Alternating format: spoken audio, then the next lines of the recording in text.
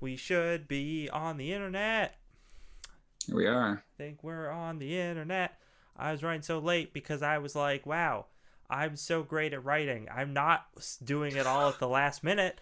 It's starting to get late. It must be like 8 o'clock, and then I look at the clock. And I'm like, it's 8:20. Oh no! Then it was just a mad scramble for me to get my computer running and all my software up, and everything was real bad. But It's cool. We're here now. We made it. we made it. Yeah, we'll start on time one day. Uh, so anyway, I see that we're live. I assume people can hear us because my audio levels are good on my end. So, hey everybody, and welcome to Intrigue in the Ivory Kingdoms here on the Greyhawk channel. I'm the DM Lex, and this is a BX D&D game. So BX Dungeons & Dragons, also known as Basic Expert, is the books that came out in 1981 alongside Advanced Dungeons & Dragons, and they were meant to be the introductory playing thing. And they're a lot of fun, and they hold up really well. Very simplistic form of the game. The only thing we're changing, if you are familiar with BX, is Thaco and Descending Armor Class. I'm throwing them out and converting them to Base Attack Bonus and Ascending Armor Class, because that is better and honestly just how we play in the 21st century. So there's I remember I posted this that we were going to be doing this show to a Facebook group that talks about BX, and I was just like, yeah, I'm writing BX. The only thing I'm changing is Thaco to Base Attack Bonus, and someone was like, oh, I like playing with Thaco. It feels more authentic. And I'm like, do you, man. That's Yes. Cool. That's what you want. Great. Yeah. But Also, unrelatedly, are you a robot? Right? Like, do you have a calculator in your brain? An android. Yeah, exactly. Is that how you're calculating that armor class every time? Right. That's what Late, if we have time later on, I'll tell you about the game I'm in that's full of cops. We use Descending Armor Class in that. It's a real weird thing. Are those things related? That yeah, somehow we're gonna listen. I might get into it later, but for now, before I can do that, and before I can introduce the players, and before I can give a recap of session 1, I've got to talk about all of our lovely sponsors. Da-da, sponsor slide. Hey everybody, special thanks to a bunch of people who support the Greyhawk channel. First and foremost are obviously those Patreon supporters and Twitch subs. You fine folks make this channel go round. I wouldn't be here if it wasn't for your support, so thank you very much. Roll20, or I'm sorry, the Greyhawk channel is officially supported by, or Roll20 is official supporter of, the Greyhawk channel. I forget exactly the verbiage, but Roll20, it's great. They're a virtual tabletop. You can find them by going to roll20.net and using it for free. It's a really great tool. It has a dice roller. It has all these character sheets on it. It supports all sorts of different RPG mechanics, things like that. And like I said, you can use it for free unless you want to pay for it, in which case you can pay a monthly subscription fee and get access to additional features like a dynamic lighting on your battle maps and cool things such as that. So check out Roll20, roll20.net. It's a good time. Up next, we have Heroic Maps on Drive-Thru RPG. So Heroic Maps have over 300 really nicely crafted battle map images on Drive-Thru RPG that you can buy, and ooh, they're good. They are a sponsor of the Greyhawk channel, and they make good content. So if you're using Roll20 as virtual tabletop and you want to throw a map up there, go over to Heroic Maps and get one. Up next, we have Tabletop Loot. You can enter Greyhawk into the coupon code in the Tabletop Loot website and get, I believe it's 15% off your next dice order. So hey, take advantage of that. It's free dice for nothing. Why not? Oh, it's good stuff. And finally, those Twitch subs and Patreon patrons. If you are one of them, did you know that you get access to cool special discounts over on or from the Greyhawk channel? If you go to the private section of the Greyhawk channel's Discord, you can find those coupon codes to, I believe it is Cantrip Candles and Rue Ink. So if you're already given, why not get a little back for all that good support that you offer the channel? And thanks again for supporting. All right, let's transition back. I could you tell that I forgot to open up my document that actually has my script for that, and I just had to wing it. But I remembered most of it. I've been doing this. No, smooth as silk. I Oh, had no idea. Sounded really Yeah. good. So let's see. I am the DM Lex. I said that already. I do all sorts of cool things on the internet. I'm gonna go around and introduce some cool players to you right now. They're gonna tell us who they are and who they are playing, and then at the end of the session you will hear again from them in terms of who they are and what they do. So yeah, for now, just who you are and who you're playing. And let's start with our special guest for the week, Tim. Hey everybody, I'm Timothy. I am this week's special guest. Should I say who I'm playing because I haven't been revealed? Oh, yet. that's true. You know, it's up to you. You don't have to, but if you want. Okay, I will give you a tiny clue. It's not that tiny. It's basically my log line. I am playing both a pirate and a princess. And that's all I'm going to say. That's good. I like it. So, very nice. And thank you again for being here. You're going to hear more about... I'm so excited to be here. Yeah. Yeah, it's great. I can't wait. Like I said, you're going to hear more about the cool stuff that Tim does later in the show. Up next, we have Taylor. I'm Taylor, and I am playing the human cleric Corville.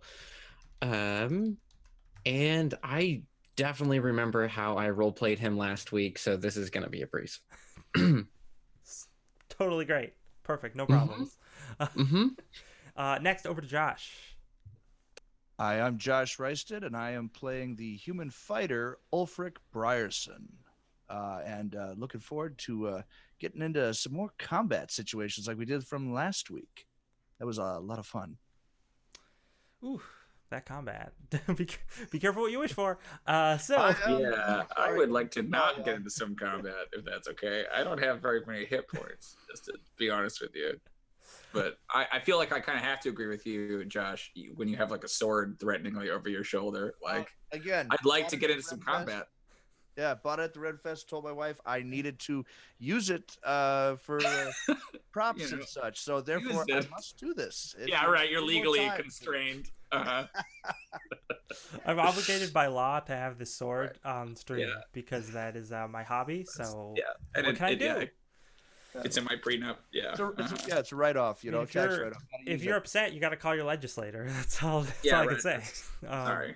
But yeah, so last time on the first episode of Intrigue in the Ivory Kingdoms, our amazing players entered the Endless Palace, a real cool place in the heart of the Kingdom of Jahind, which is a country that is loosely an India analog in the southwest of the sort of Greyhawk continent, or rather to the southwest of the main Greyhawk continent.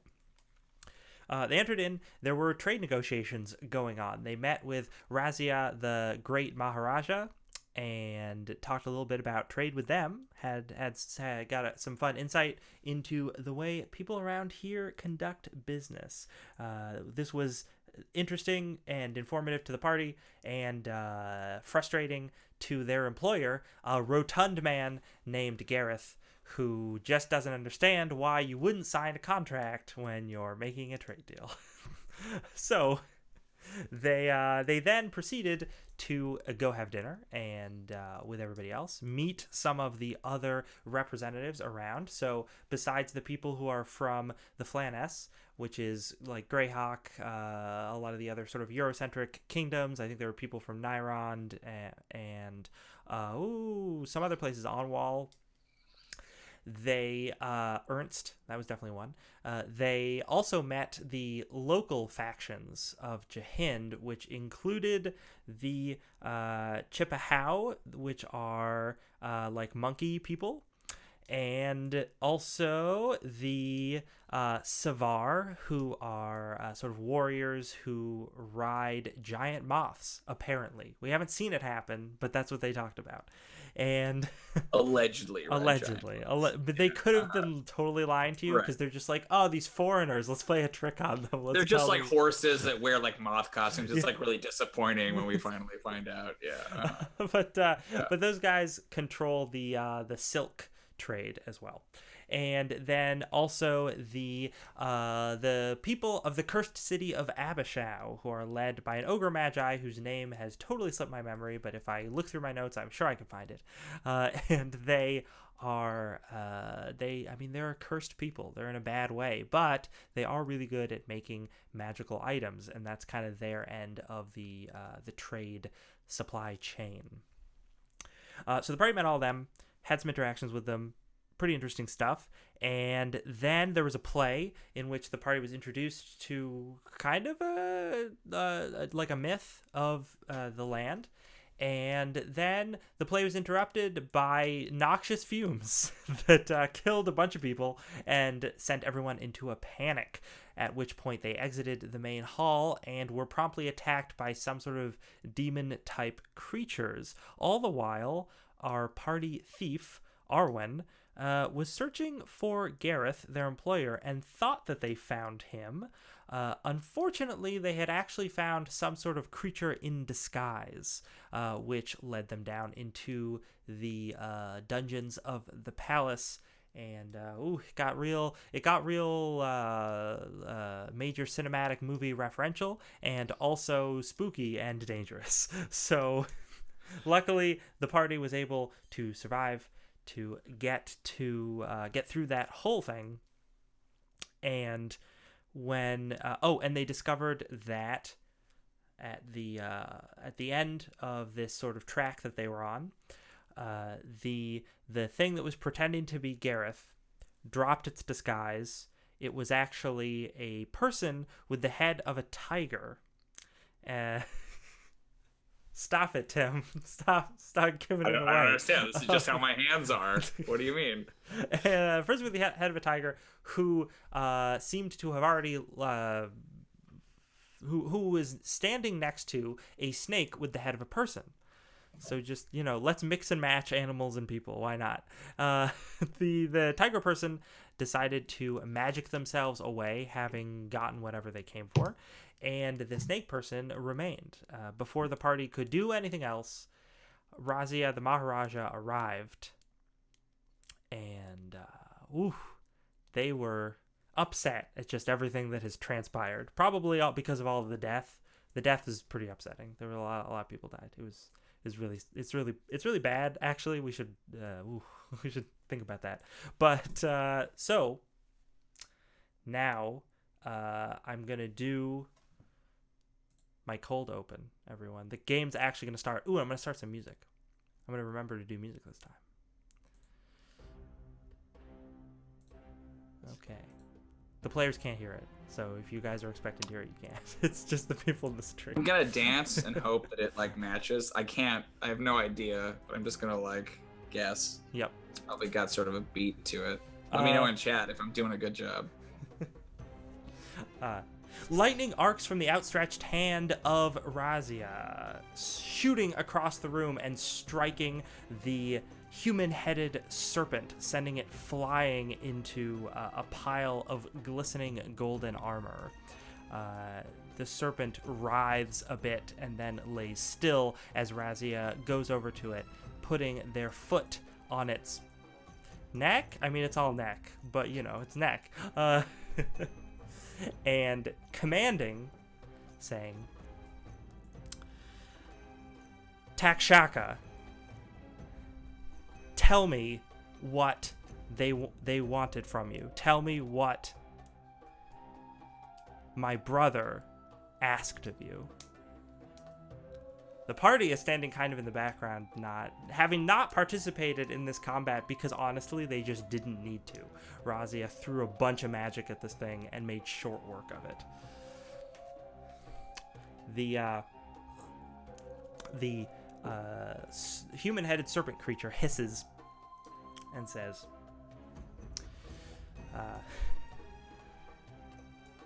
Razia, you're too late, but I can tell you exactly what I told Jadugar. That my brother is wandering these worlds somewhere in the skin of a filthy human. And that he cannot be killed except under umbral night. That was all. And Razia seems distraught by this news, and says, he says, once again, you still do not deserve to be free of your torment, and so I put you back where you belong. And he picks up, or say they pick up, a clay statue that, like I said at the end of the last session, there had been a clay statue that was broken at the feet of the tiger-headed man. And they whisper a word close to the statue, and you just see the form of the serpent-bodied and human-headed creature turn to smoke and sort of be sucked into the interior of this little statue.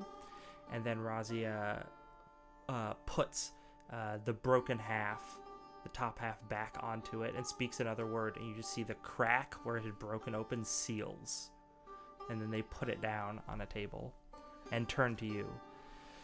Wipe some sweat from their brow, as that was they threw a lot of spells at that thing, and say, "It is as I feared. My brother has struck against me. Please, you must help me. Everything is falling apart." What do you wish Well, to tell you? Oh, go ahead there. Go ahead. I was just gonna say that it looks like everything is still pretty intact. Well, they look to the figure that they had put back together, and they say, "Well, the Naga was the least of our worries, especially at this point." Is that what you call that creature Yes, that you sealed away? It was one of the Nagas born at the beginning of the world, but it sought only to sow chaos and destruction among Jahind. So my father's fathers locked it away in this little statue, and it was kept down here.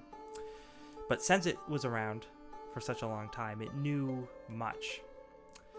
You see, that Naga was sibling to Shisha, the world serpent, the great and powerful deity that controls time itself. Oh. Was that the brother in reference? The one in the human skin? I'm sorry, Taylor, I lost some of that, what you said. Was that the brother that was mentioned? The one in human skin? Yes. The Naga spoke of Shisha, since Shisha is his sibling.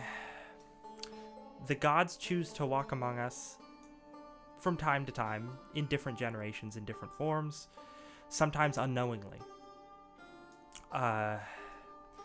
It appears my brother wants to kill the world serpent and spell doom for all of us. And now he knows that the serpent is walking the earth in the form of a human. And he knows that although it cannot be killed currently, there is a way. And what way is this? The Naga said, under umbral night. I'm not entirely sure what that means. But I fear that my brother might know exactly what it means. So your brother's motivation is to kill the world serpent. What does that accomplish for him? Oh, I need to tell you about my family. Let's sit down. This is an unfortunate story, though not a particularly long one. A long time ago, my father, he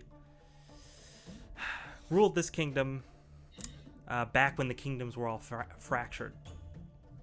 And he had two children, myself, and my brother Jadugar. Jadugar was born a Rakshasa, which is seen as, I would not say accursed. It is difficult to translate to your terms, but in some ways it is looked down on by my people. However, Jadugar was an exemplary son, and when we grew of age, it came time for my father to pick which one of us should rule. He was not sure, as we had both proven ourselves to him many times during our childhood. So he consulted the god of fire, and that god spoke to him from a burning pillar and told him that he must choose me, and he must exile Jadugar to the farthest reaches of the lands. My father did not want to displease the gods, and I did not want to displease my father. So I went along with his wishes and the wishes of those above. I had not seen my brother ever since. Not until today. He is obviously unhappy, and, well, I can hardly blame him.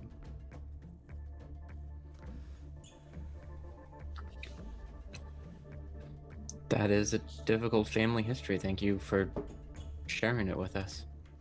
Indeed. With all this killing, it is likely that many of those who came for the trade delegation are already leaving, and I may have also lost the unity that I have worked so hard to achieve among the kingdoms of Jahind. The Savar already thought me weak for conquering via diplomacy instead of the sword. They have likely retreated to their groves, and it will take a lot to get them to work with me once again. I have not seen anything of the Abishau. I believe they disappeared when tragedy first struck. They have probably cloistered themselves back into their city. I do not know if they'll wish to talk to us at all. Bandar and the Chippewa, however, seem less angry. I saw Bandar as I was heading down towards you, and he said that you had helped him. We had stood together in arms against some demon, I could only describe it as. Definitely some sort of ichor homunculus thing, yes? Demonic, to say the least. They were strange creatures. I knew not what they were, but they were certainly not friendly. This is truth. So I find myself needing a great deal of help. Well, as you had said prior in our little talk, true intentions make for the best allies.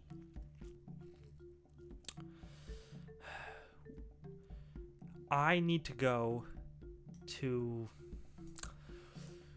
one of the other of the main kingdoms and persuade them to continue working with me. I need to get Jahind in order before I can even try and figure out what to do about the representatives of Flaness. Oh. But there are 2 kingdoms that now need to be reassured. And I cannot be in 2 places at once. I would ask you to venture to one of them, while I would go to the other. Try to win them back to my cause, or figure out what it is that my brother is planning. They may know more.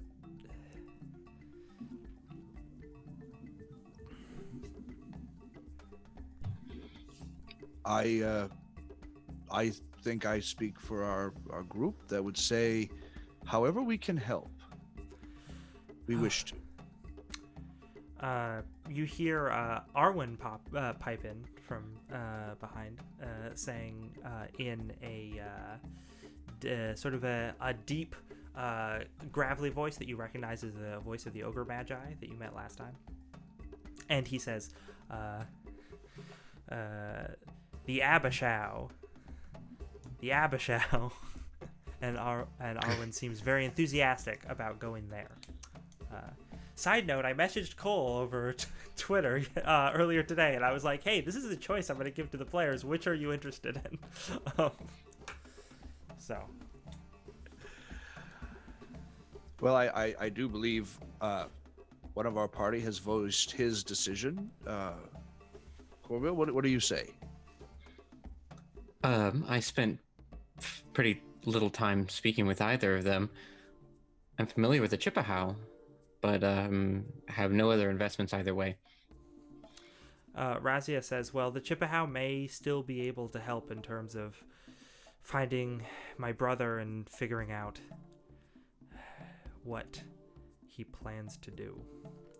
So venturing there would certainly not be a bad plan either. Whichever you decide.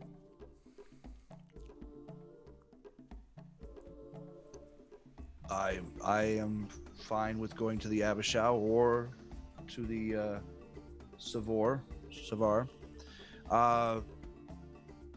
I do believe there is a bit of pressing issue with the Abishau as well as their possible situation. So I will cast my vote there. I will go with the majority. All right. Yeah. Razia says, all right, that would be a great help. Here, I can provide you these on your journey. And they give you, or they offer you, 3 magical items. At this point, players, you can open up Discord chat, and I have 3 image files posted in there that are the 3 items. Is this where we select if we are sword, scepter, or shield? Yes. Do we have to pick one? Well, and it's you want to pick Squirtle or Bulbasaur. Bulbasaur, Chip Bulbasaur. Do not pick Charmander. It's a terrible choice. Listen, those gym battles, you guys, Bulbasaur. It's totally Bulbasaur. Anyway, I'm not here, but it's Bulbasaur.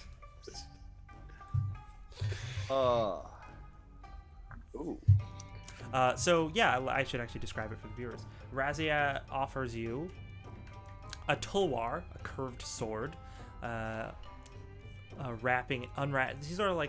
unwrapping these things from this fine silken cloth because you're down in the treasure vault right now, so they sort of pull these things off of shelves and racks and stuff. And one of them, a tulwar, inscribed with runes and a fine golden hilt. The next is a wooden staff that's all curved and gnarled and looks like a coiled snake. And the third is a set of armor, light armor that seems to be very has these sort of intricate patterns that when you look closely it's actually pressed and very strongly treated flower petals that are just all layered on top of each other.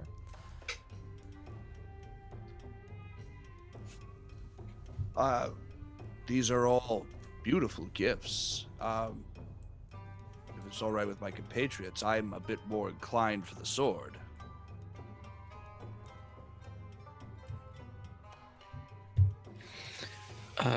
This staff is of incredible make. I think I might find it most useful.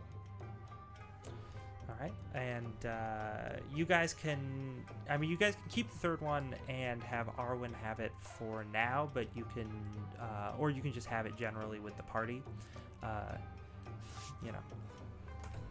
Maybe transfer it over to maybe when Katie shows up. Katie can get it. But Yeah. It's also very cool, but I think the AC is less than both of our plate mail. Fair enough. Mm-hmm. So yeah, Right. you grab that stuff, and you are led through the palace upstairs to the main entrance. And Razia says, "Oh, you need to go beyond the walls of the city. There is a Lotus field. From there, you will travel north to the Great Plateau. That is where Abishau lies. My good friend Anata can show you the way." And they call, and a man comes over, very plainly dressed, a little reserved. They don't say much. But they are wearing they're wearing sort of like this like really fine decorative silk like cloak type garment, and you can tell that it doesn't fit with the rest of the stuff they're wearing because everything underneath that is very plain and practical. And it seems like they're just wearing this cloak garment because they're at court and they kind of like have to dress that way. But like when you go to a restaurant where they say you have to wear a jacket. It's right? exactly like a that. house jacket. And Yep. It's like too big for you. T-shirt yeah. underneath it. Yep, Yeah, a t-shirt. Yeah, for sure. That's funny. And Anata sort of introduces himself to you, and he says, "Hello, my name is Anata, and yes, I can show you some of the way. It's not a particularly long journey, only a week or so, and we should make it to the city. It's yeah. If there's anything you need, I represent Razia in all things." And Razia sort of claps him on the shoulder and says, don't be so modest.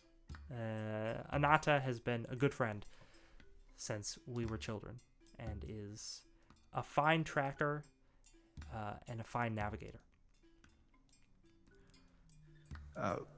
Ulfric bows very respectfully to the Maharaja and says, we thank you for your trust and for these fine gifts and for the help that you have given us along the way. May we be permitted to go and talk to our former employer before setting out? We have a few things to square away with him before leaving his service. Certainly so, but do it as quickly as you can. I have no idea how. Time is short, but we do not know how short. The Maharaja then steps out onto a balcony and gives a whistle, and you just hear this loud cawing noise, and a gigantic golden bird just lands there. The Maharaja says, "I need to go." Gets on the bird, flies My away. Uber is here. Good Yeah. tidings. Fair travels. Yeah. Out of there. So yeah, you guys are in the palace, and Nata is with you, not saying much. And what do you do? I think we should go find Gareth and have a bit of a chat with him. Sure. And gather the rest of our belongings and head off. So I turn to talk to Atta. We will be back within 20 minutes. We just need to settle a few things. You head off in search of Gareth, turning a few corners, and suddenly Gareth careens into you. Oh, He's Gareth. he's holding all this stuff, all of his luggage and everything that has been clearly hastily packed. It's like when there's suitcases and there's like garments like coming out of the seams of them because they like weren't packed well and it was closed very quickly. And he's like, yeah, I don't. I would like to not get attacked again. So we're going I don't know what's up with you. Gareth, now, you are missing out on a most lucrative opportunity here.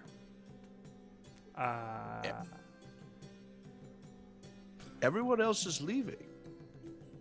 Everyone else is leaving. And here you sit, poised to show the Maharaja in good faith, not being tied down with paper contracts, but to establish oneself in good favor with the court by staying and allowing your employees to help him out in a very sensitive political matter. I like the cut of your jib, Ulf. I knew you were more than just a pile of muscles when I hired you. Well, thank you, sir. Says, because everyone else is leaving. There's like people walking past you right now, and he looks around and he's like, yeah, I could stay at the palace a bit longer, but I mean, what do you have? Fine food. You have comfortable arrangements. Yes, there was a small incident, but we're on the case. We're gonna go take care of it. We're gonna go smooth some stuff over, and you just wait, and we'll be back in a little bit. You're going off into the wilds. I don't want to follow you there. No. We need a figurehead. We need a contact on the inside. You're here. You're the boss. You're managing all the stuff. We're gonna go do the dirty work. All right. So you're just fine. You know, you hear your schmooze. You talk nice. Again. No contracts, personality, connection, personal connection. After the attack, I don't know how safe I feel with these palace guards, but if one of you could stay, what? And then Arwen is just like, stay. And Gareth is like, Arwen, I knew I could count on you. Gareth is like, Arwen, you're the best. You're gonna stay here. And Arwen just sort of is like, Arwen, stay. And then sort of turns back to you two and just gives you a wink. and then walks off with Gareth. Oh, Gareth, one quick thing. Could I possibly trouble you for some traveling expense? Things get expensive along the road. You know, we are already brought here. Maybe a little money up front.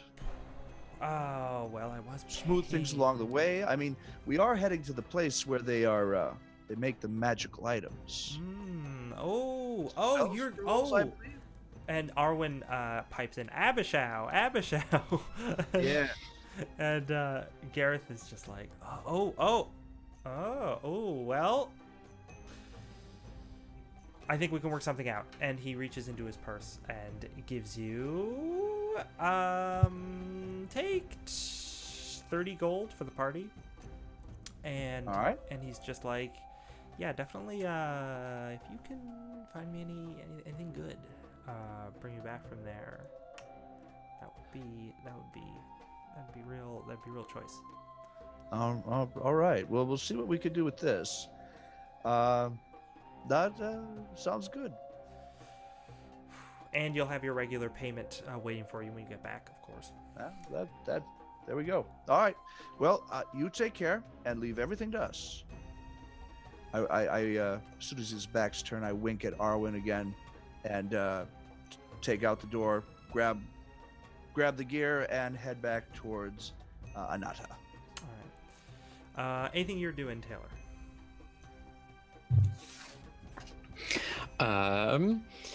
I am probably maybe foolishly assuming that basic things like rations are being provided for us on this journey.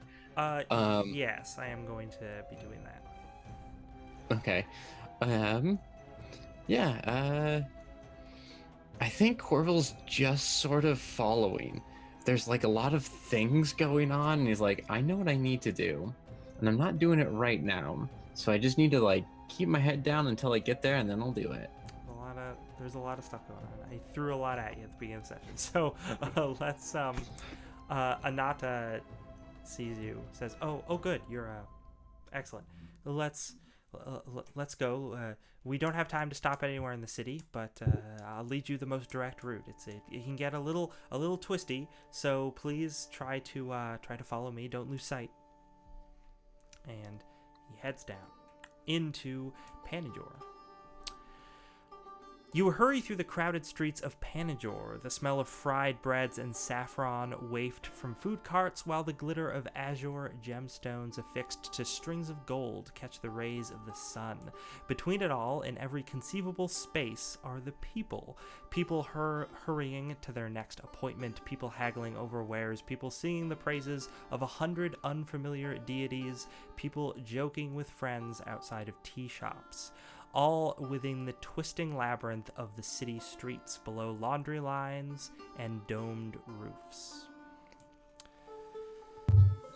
Does anybody else in the city seem to be aware of what happened in the palace? Not at all, actually. Okay. Cool. It seems like whatever, that whole attack was very localized.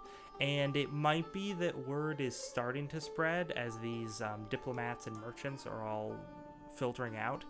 But the majority of people don't seem to have any conception of it. Okay. So I guess we're just following.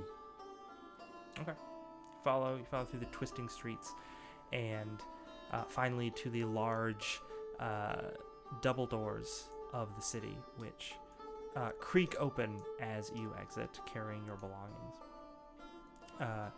And as you go outside, there are a few guards posted, and right outside the city, an encampment that seems to have been set up recently. It does not seem similar to the stuff in Jahind in terms of the tents and sort of the wares and things about it. But it's kind of set up like right off to the side of the city gates. And the guards are eyeing it disdainfully as you exit. Tim, you see the gates open. This is the first time they've opened all day. Mm-hmm. And it looks like a group of people who are armed and armored and supplied are exiting, being led by someone who is wearing a cloak denoting they are of the palace. Okay, great. Question for you, Lex. You had described an encampment. How big are we imagining here? Because I was kind of picturing like it was a single tent, but do we think this is like a large group of people that I've brought with me, or do we think that this is like a small delegation? Whatever you want. Cool. I kind of like the idea it's one tent. So I think it's like this tent is sitting there and it's like blue and red striped. It's off to the side. It's all sort of like road dusted and whatever.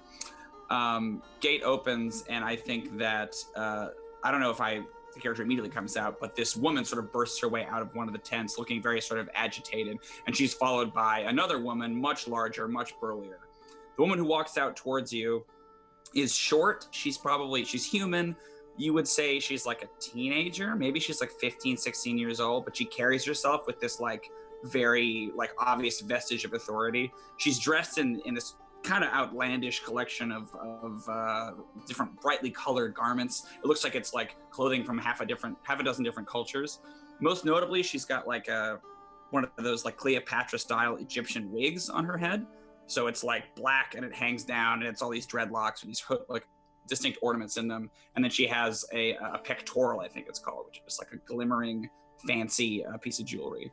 And she comes out and she just sort of stands there in the road and refuses to move as you guys are moving out, and so sort of stands there defiantly. The woman behind her is obviously some sort of a bodyguard, and is most notable because she has a helmet that's sort of Sandor Clegane style, is shaped like a lioness's head. And it's like, so it totally covers her face, and she's just standing there looking kind of like, I'm obviously supposed to protect this person, but she's just thrown herself into oncoming traffic, and I don't really know how to react. But yeah, this woman with this dark wig is kind of standing there defiantly waiting basically for you to approach her. I don't know what you do. Yeah. Anata, who's leading the group, just sees her there and kind of is like, miss, excuse me, and tries to like move around. And she kind of like gets in the way. You're from the palace? Yes, I am an envoy to Maharaja. You know the Maharaja, and then you must deliver a message for me. And she like reaches into her stuff and she like snaps back at the woman behind her, and the big burly bodyguard like produces a letter, like a papyrus that's rolled up, and gives it to her, and then she thrusts it at the envoy. It's immediate import. It must be delivered now. Anata looks at it and looks at you, and is just like very taken aback by this whole situation. It's like, I'm sorry, but the great Maharaja has gone. They have left for one of the other kingdoms, just not a few hours hence. And you see that she just deflates the delegation. It's over? It is postponed. And she kind of just like fades back and turns to look at this big armored figure, and they start conversing very rapidly in this language I don't think any of you speak, unless any of you are from Iria, which I don't think so. Yeah. So they're going back and forth in this very quick, sort of fricative filled language. Yeah. Ulfric, Nata says, what is going on? What is happening? What is happening here? It looked like she wanted us to take a letter. Since we're sort of on semi-official duty, I mean, we could look at it. I think when you say that, she spins back around. You work for the Maharaja? She kind of brightens up. Yeah, technically. So you can deliver a message to him. And she like reaches back for the thing. I suppose the next time we see him next, we can certainly do so. Anatu chimes in, them, not him. Them, you're right, them. Yep. She kind of like makes a gesture, and then we'll hand it like sort of forcefully towards whoever is closest, whether it's Corville or Ulfric, yeah. And it's just rolled up papyrus. As Anata said, they left for another kingdom, so it may take some time. Are we able to read this in the meantime so that we can perhaps There's no act secret. accordingly? I was summoned. Good. I wasn't invited per se, but there was a trade delegation I knew was going to take place under certain information, and I had hoped to treat with the Maharaja, but they clearly have not let me inside the gates. And she kind of gestures at the guards that are standing there. I am a princess. I am a royal sovereign, and this is how they treat me, out in the road like some beggar. And she makes a big gesture back at me. Anata, what is the meaning of this? Why is this person of high birth not allowed in on this delegation? Anata's like, I literally just a guy. one of the guards walks forward and whispers something in Anata's ear, and Anata's like, and stands behind Ulf and just says, the pirate. A what? When Pirate. it says it like slightly louder, and I think she hears it, and she kind of like smiles a little bit and like sticks her hips out a little, like, you're goddamn right I am. Well, I mean, pirate or no, I've fought with many fine mercenaries and others on the battlefields of Kaelin.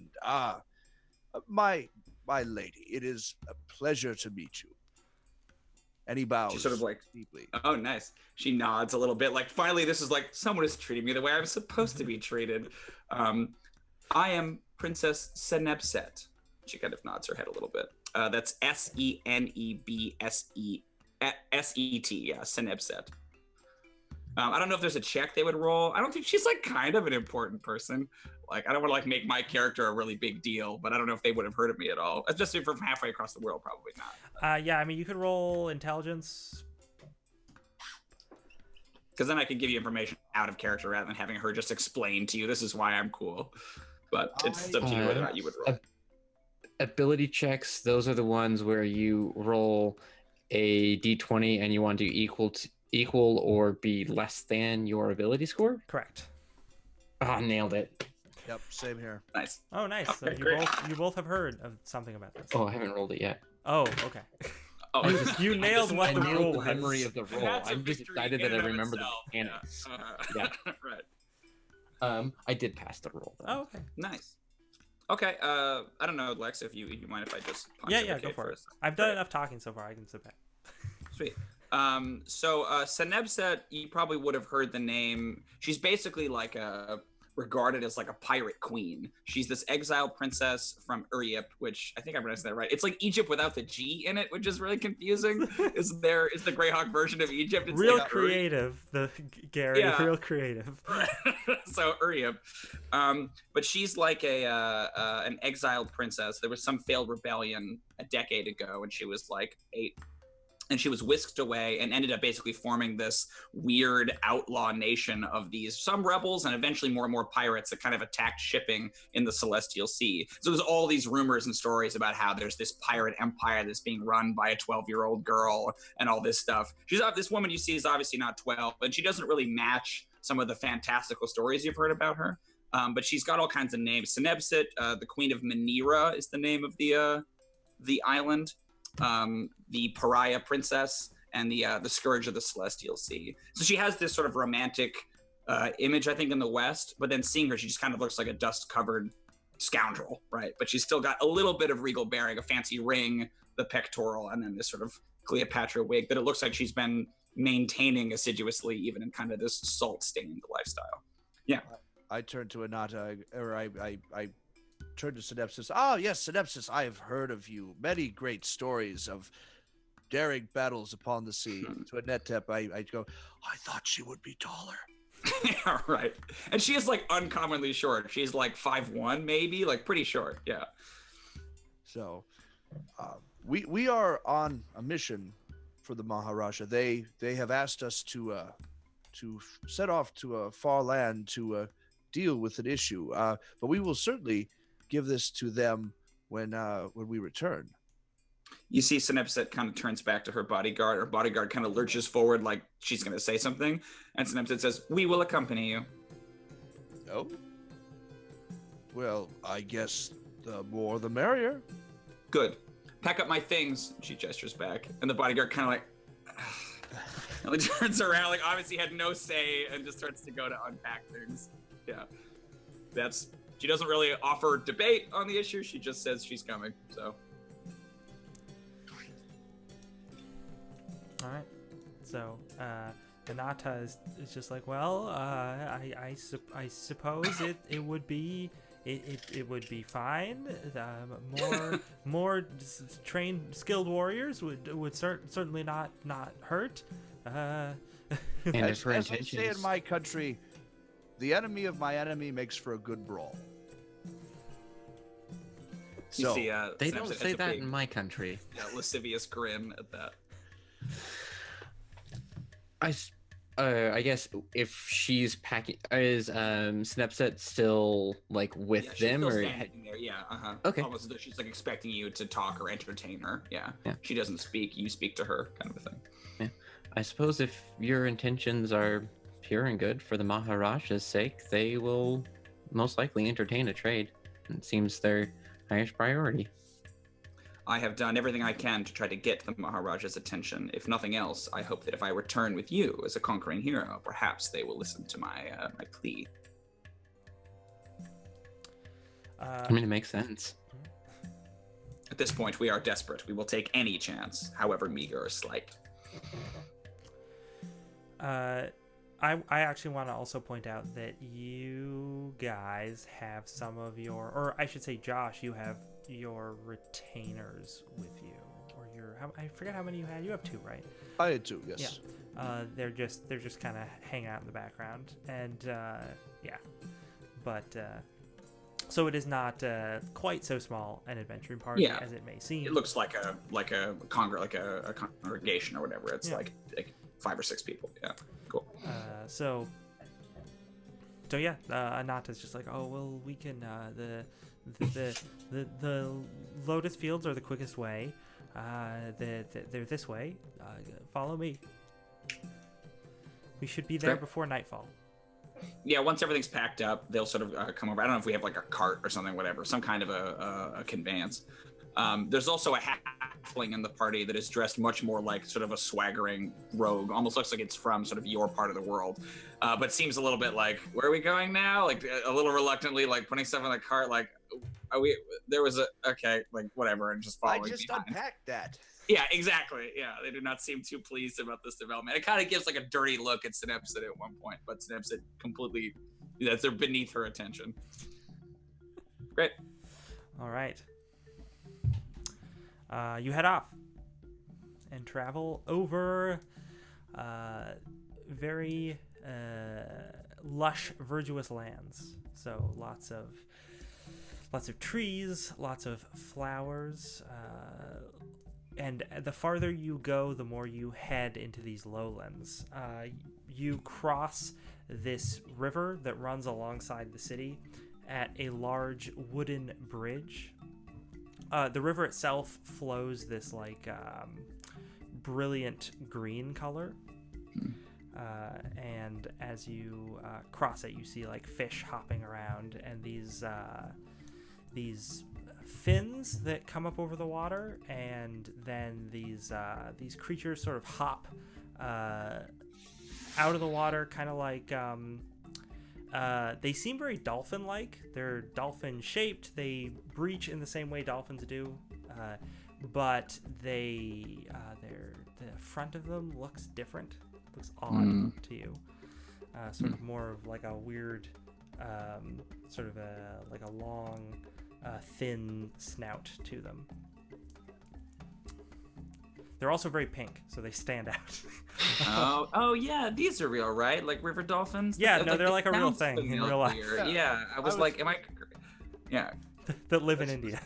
Let's play the game Real Animal or D&D. Yeah, I kept being like, okay, what is this? Yeah, like hold on. So it's almost like a dolphin, but it has like a long. It was like, okay, A long human face? Like, No, Yeah. not a human face. It's a long snout. Element, like, no, it's just a pink river dolphin, man. I'm like, okay, sorry. I'm like taking the weapons out. At one point, as you're crossing, a couple of them sort of swim up, and their faces breach the water, and they like do the dolphin laugh at you. And if you care to look down at them to get a good look at their face, they're actually kind of horrifying. They have they open their mouths, and they just have these like tiny razor sharp teeth. That like when their mouth is closed, you can still see the teeth. They like thread each other, and they have very, very tiny eyes, to the point that it doesn't look like they have eyes at all. Again, river dolphins, they're a real thing, and they're kind of freaky looking. Okay, gotcha. can confirm. Yeah, Okay. but they sort of cackle at you, and dive back away. And Anata is just like, oh, that's not a great omen, but let's go. Yeah, I think Synepsid's very confused. Like, that's not what a dolphin looks like. Like, I've seen dolphins. Yeah. I'm a pirate. That's not a dolphin. Like, he tries at a dolphin. He's like, that isn't a dolphin. Oh. I know what a dolphin is, and that's not it. Right? And Anata's like, no, those are dolphins. Are dolphins not ill omens where you come from? No, a dolphin is a wave hound. It follows the ship. It's a good omen. On the seas, of course. Anata, what does it mean in your culture? Oh, different wives' tales, things like that. It's they're creatures that eat meat and dead things quite a bit. That might not be real life. I'm making that up. I don't want to slander any. I don't river want to dolphins. slander any might be Indian watching. river dolphins. Yeah. I'm sure they're actually very nice. They just don't look very Yeah. nice. Some of my best friends are river dolphins. Yeah.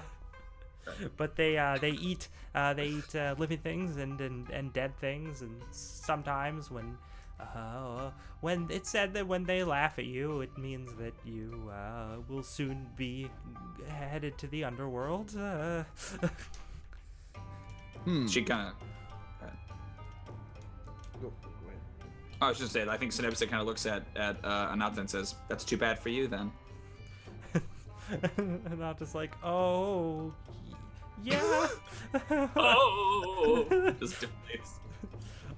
But you see, as soon as you're like out of sight of the city, like the city has these like very tall yellow painted walls, and as soon as you're out of sight of it, Anata just very quickly sort of takes off their decorative cloak and folds it up nicely and puts it away in their pack. They're like, oh, finally, I'm away from all that pomp and circumstance. It just makes me nervous.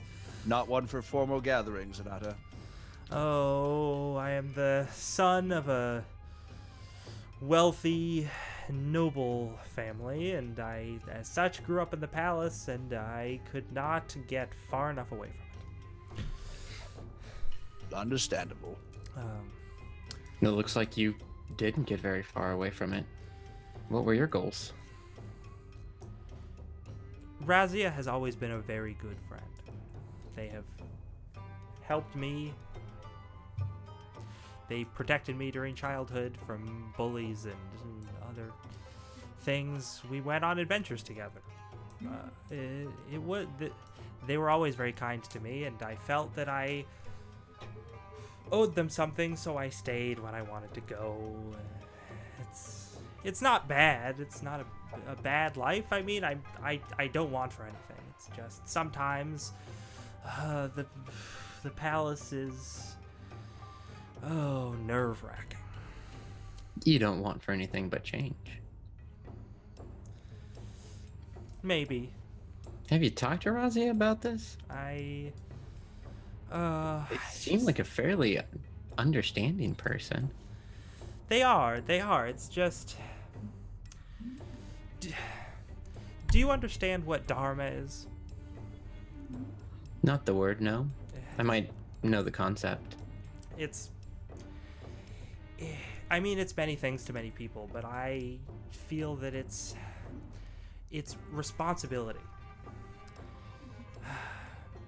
When you have power and you have privilege, you are obligated to help those who are weaker, who do not have power, who do not have privilege. If you are strong, you are meant to help the weak. I was born with so much, and I felt that it was my obligation to serve. So I serve. And it's not, sometimes it's difficult, but it seems like the right thing to do. Are you You're a not noble serving man. now? I'm sorry, Tim, what did you say? No, you go ahead. Okay. She just said he was noble. Go for it, Corville. I am serving now, and I'm happy to have gotten this task to get away from the city and to get away from the palace. It really is endless, you know. Some sort of enchantment. Ugh, you'll never see the whole thing. It just keeps going. Then you must treasure these times that you can get away and yet still serve the good. Certainly.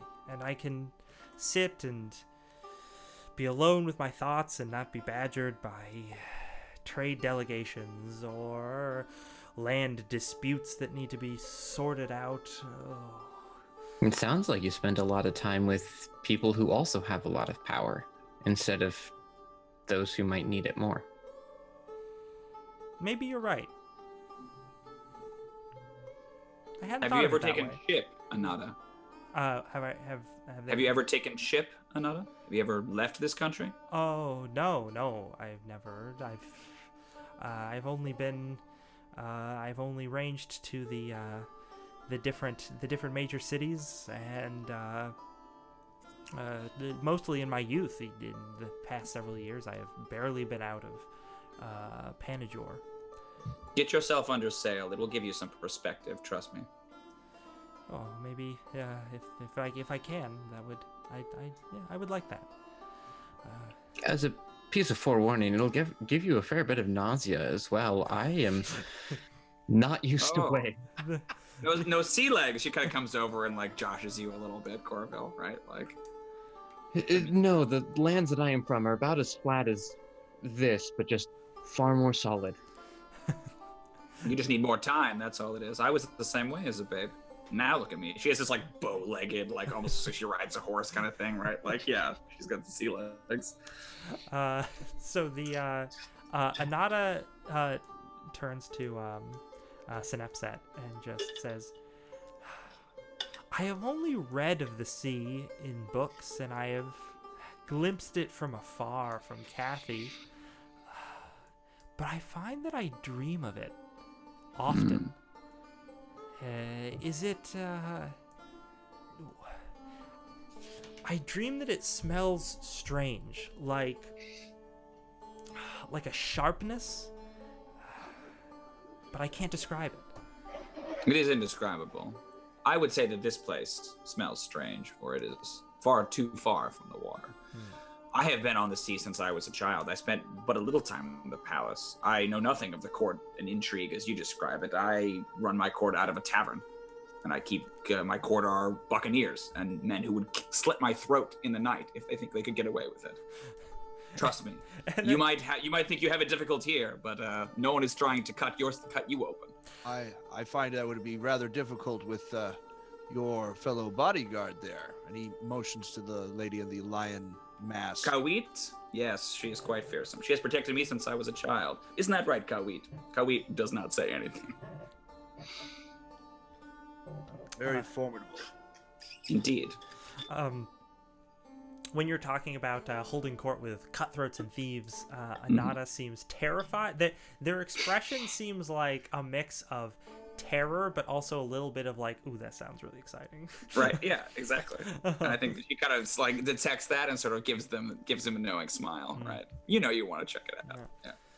Yeah. So you travel past small towns, small sort of tributaries that branch off of the main river, and you cross by. You see in the distance multiple small stone structures that are mostly set up along riverbanks, but you don't pass close enough to any to get a good inspection of them. And the sun begins to dip, and you notice that the sunsets here are strange. They're not the way you'd expect them to look. There's basically this the air is very humid here, and there's like kind of a haze over everything, and as the sun starts to set and the colors start to like play across the sky, it's just like that sort of yellow to orange to red, but mixed in are like all sorts of different other hues and like odd like spectrums and stuff. So there's like weird like greens and also like purples and pinks and all this like crazy stuff just like filtering through the clouds in the atmosphere. It's very beautiful. Anata, for his part, doesn't seem to even take any mind of it. He just looks up and he's like, "Oh yes, just the sunset. I guess the sunsets are beautiful in a certain way." Do we know what causes this effect? What effect? The color. The sun is setting. Kind of scowls and looks back at. Like, is anyone else? Is this guy? No, I understand what you mean. The ones from my land are very brilliant, but not like this. You know, they're. I have heard mention of this. People from other lands, the skies look different to them. What was it? Something about the magic here, or the Is it something as simple as different gods live in the heavens above? Well, when the creator created the lands and the trees and the animals and the people, it's said that they imbued Jahind with great magic. Maybe this has something to do with it. I don't know. I've never. I wouldn't. I don't know very much about magic. Strange.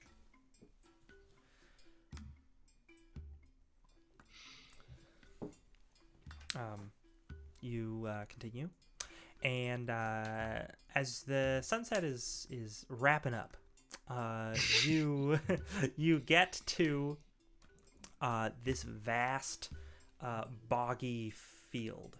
So this is just stretches out for miles, and you can see to the sides of it looks like a tree line maybe, and maybe beyond a tree line, but it's a little far to see. But this is just this like a marsh, like water, with coated in lily pads and these lotuses that they're not blooming, they're closed currently, but it's just as far as you can see. And off in the near distance is a large stone structure that seems to be half sunk in the marsh. As you approach, Anata is just like, "Oh, good, we've made it. The lotus fields, so we should be able to wade through these. It's a little, it's wet, but it's not too muddy. The water's mostly clear. Just make sure anything you don't want to get wet, carry around your shoulders or whatnot. Mostly the water is waist to chest height." Like Synapse just goes into it and doesn't like change anything, just like cool water, doesn't really care. Kawid kind of awkwardly like, okay, there she goes again. Here we go, like trying to carry all of her stuff, following after. Yeah, that was the poor halfling. Inio is like up to his neck or whatever, right, with all the scrap and just grumpy about it. Short characters. Yeah, right. Tons of short characters. Anata, is there not a skiff that we can make use of? Oh, sometimes there are Lotus farmers around. They have skiffs occasionally, but usually they just walk through the fields harvesting. Maybe we can find one. You hear coming out of the dim half light of the setting sun. You just hear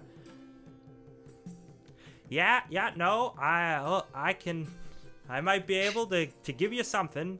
Hold your horses. Hold on. And this sort of like bent, older or like middle-aged man just starts sloshing over from seemingly out of nowhere. They have with them a boat that they're leading along with a rope. Oh, cool. And they slung over their back, and also you see piled in the boat are just these like root type things that are just all bundled up. And this guy, he kind of has a big pot belly, and he sloshes over, and he's like, travelers in the lotus fields. Yes. Very good. If you want to, I can let you borrow my boat. I wouldn't have any problem with that. And he sort of grins, and he just has one tooth. And what would you like in exchange for it? Oh, I don't need anything. Just need to get my harvest done. But you will need to do something. Not for me, but for the fields. For the fields. What is that? Well, if you're, I can see from you, you're not just regular travelers. You have weapons and so great supplies, and you're from all different lands. You must be on some sort of quest. I take it, must be. This is fair. I also love the image of this conversation happening while Snapset is still like up to her shoulders in the water. It's just like muddy water, like, cool, great. Looking up at the guy on the boat, like, what is it? Can I get in the boat, or? Well, the guy's not in the boat. The guy's sloshing through the water. He just has a rope. But I think he's like still holding it, right? Like, yeah, you gotta do one thing for me, and she's just like, so what is it? So I can get out of here. No. He's like, well, please, no, get into the boat. But if you want to leave the fields, you will need to pay pay tribute at the temple.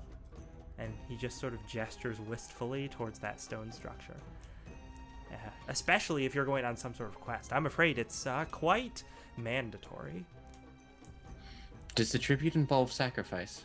Oh, no, nothing like that. Although, if you had any great, nice flowers, I'm sure they would. I'm sure Ganesha would love that. Maybe. I have this small pastry. It had edible petals on it. Beautifully. Would work fantastically well. Bring that for sure. Nothing. Sometimes when you Outlanders talk about sacrifices, you always think, something like that. But no, we don't. We don't do that around here. It's just, we may sacrifice, but it's the giving of things. The worst it gets is, a goat or a cow, something like that. Then blood gets spilled, I guess, but not people. That would be silly. I have seen such temples, so I ask outright. I mean, no offense. It's like better to ask rather than like wait until you get there and then they And then open it's your like, throat, right? shoot, we forgot a sacrifice. Yeah, you don't want to be rude, but you also don't want to get killed. It's like, I am a cleric. I know how people can be cagey about traditions. yeah, right. He's just like, but I have much harvesting to do, but I can carry more on my back. Take the boat and travel to the shrine. Head in and pay your tribute, and then move on. I appreciate that. Thank you. Ulfric hoists the halfling onto the boat. Well, sort of like yar. He has like a piratey noise, like a squeeze toy when you squeeze him. Just like a random pirate cliche boils out of his mouth. Yeah. Shiver me timbers. Arr, yeah. Arr, what is it? Exactly. That he would like to press a gold piece into the hand of the Lotus farmer, and thank him. The Lotus farmer's like, this is very nice, very good.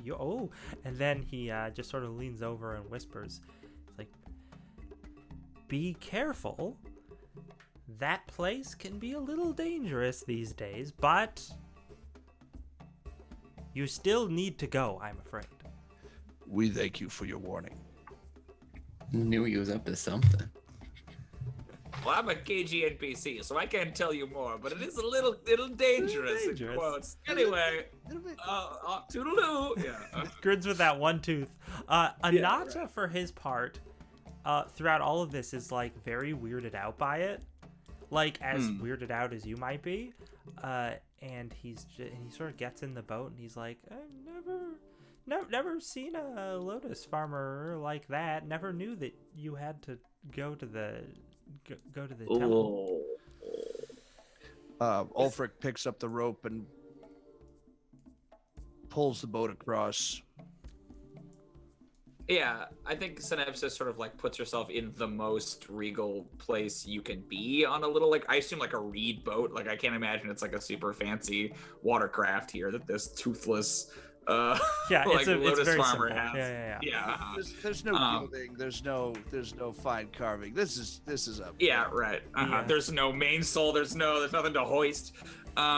It occurs to me we didn't roll any kind of check on that guy. Is that something we could do retroactively? I just don't want to like go get slow. Okay, yeah. Look, I think we had the realization as we're going. Like, well, I know which spells I queued. I did not queue detect magic. I did not queue detect evil. Okay. Sorry. Cool. Sweet. That's fine. I will point out that 7. I will Very point out trusting. that things like insight do not exist in this edition. They're just not a thing. Whoa. So you can't even roll like a wisdom. Like, does this guy feel like he's deceiving me? There's nothing for that. I mean, I didn't allow it last campaign. I think under No, that's fine. special No, I want to play the circumstances, game. That's might. fascinating. I didn't know that. Okay. But no, that's what I like most about this rule system is I get to just be like, I'll just throw tricky NPCs at you. Are they evil? Are they good? you'll 'Cause just I have feel to like figure it what out. that breeds is just paranoia, right? Yeah. Like the one time you get betrayed, now forever, it's like don't trust anyone, and Yep. like Oh, he's got so- one tooth. He's got one No, tooth. that's how you know. Yeah. That's the sign right there. If he had more teeth, he'd be more trustworthy. It's Yeah, like Exactly. just You lack know of what they teeth. say: the more teeth, the more truth. Yeah, exactly. There it is. I had a quick question before we proceeded. Did we heal at all from our last little battle with the demon sludge monsters? No, it hasn't been that long. That's what I figured. So, Cool. nope, just- Oh, you know what? I forgot to say though. The Anata does have some supplies, which includes 3 potions of healing. okay. So Do I still have my penalty to con and speed? not speed. You have healed 1 point of con loss. Okay, cool. Oh, Like that's a thing. You can just like lose your constitution. Yeah, the Cool. noxious gas that hit them. If they fail the save, Yeah. they lose 1d6 con. I'm like a precious soft baby who needs all my ability scores to remain what they are. You I'm not rolled used to really this. well. I saw those I ability rolled scores. crazy well. Yeah, I'm very but please don't touch them. They're very good. They're and very good. I I don't like them want very anyone much. to touch them. All right. Yeah, thanks, please. Uh, Anyway, we're going to this temple. So as you're sort of heading away, you just see this middle-aged man sort of go back to his work, and he just has a knife, like a dull knife, and he just sort of plunges his hand underwater and he's just humming to himself and like chops away at something and pulls out the root of a lotus plant and just sort of shakes it and then puts it on his back, and he's like, "Ooh, this is gonna be a good soup tonight."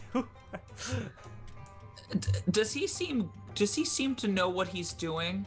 He does. You know seem what I to mean? what he's Like, doing, yeah. okay, he has like the grace of someone who does this. I just didn't know if this is like a Rakshasa or something. That like, does a Rakshasa know how to like farm lotuses? I mean, right? maybe like, a Rakshasa that's when the does know disguise that. breaks down. And he's like, I guess I just bite the low. Like, you know what I mean? Like, that's No, what you the can way- tell. follow-up question: do we know what lotus harvesting looks Oh, like? that's true. Could you just be BSing There's it a with point. confidence? There's Yeah, a right. right You there. might not Yeah. know what lotus harvesting looks Yeah. like. Oh, go ahead. But it seems like from the way he's doing, like when he came up to you, like when you first saw him, he was doing this, and he sort of stopped. Yeah, I mean, when I he believe. saw you. If I believe him, I Uh, believe him. I was just, but yeah. I was trying to find some like way to get an idea. But Yeah. his motions are like almost mechanical in like how Cool. many times he seems to have done this. Great, cool. Anyway, Corville's gonna ask Anata, what sort of traditions go along with Ganesha? Oh, Ganesha is quite benevolent. The god of removing obstacles, but also creating obstacles. It's a bit odd, and beginnings. I suppose you need to have obstacles to be able to remove them. I suppose so. It's sort of he kind of he creates the demand, and then he offers the cure, as it were. Very known to be quite kind in most circumstances. I've certainly never heard anyone who follows Ganesha doing anything untoward, and then sort of looks back at the guy that you're drifting away from. well, except for this fucker, yeah. Just strange. What was I gonna say? It's a good blessing then for the beginning of a quest, I suppose. Yes, I suppose that does make sense. It's just odd. I've traveled through here before, and I've seen the temple, but I've never been told that I had to stop here. Well, he did say that there was trouble here, wasn't there? Maybe he was hoping, and he commented on our weapons. Maybe he was hoping that we would do a favor for them without being so forthright. And if we clear obstacles that are hindering other visitors to Ganesha's temple, surely Ganesha will look kindly down upon us. Oh, that would be that would be good. Certainly a good start for any quest. Yes. And as you continue on, moving slowly, like drifting through the water, the moons come out. Now, Greyhawk has 2 moons. It has one that's smaller and one that's Two for the bigger. price of one. Yeah, I forget what they're called because I forgot to write it in my notes. They have cool names though. I just don't remember what they are. Mm-hmm. I'll get back to you on that. But there's two moons, one smaller, one bigger. The smaller one is actually like a brilliant blue color, and the bigger one is currently it's what is it? It's a gibbous, so it's waning, I believe, and it's very yellow as you see that it move across the sky, which, as you guys know from where you're from, you don't usually see it that color. Typically, it's just like a pale, classic moon color. The blue one is the blue one. There's always the blue one. But yeah, the little one is closer and the bigger one is farther away. They both sort of rise and start to move across the sky. And as they do, the lotus flowers around you just start to open up very slightly.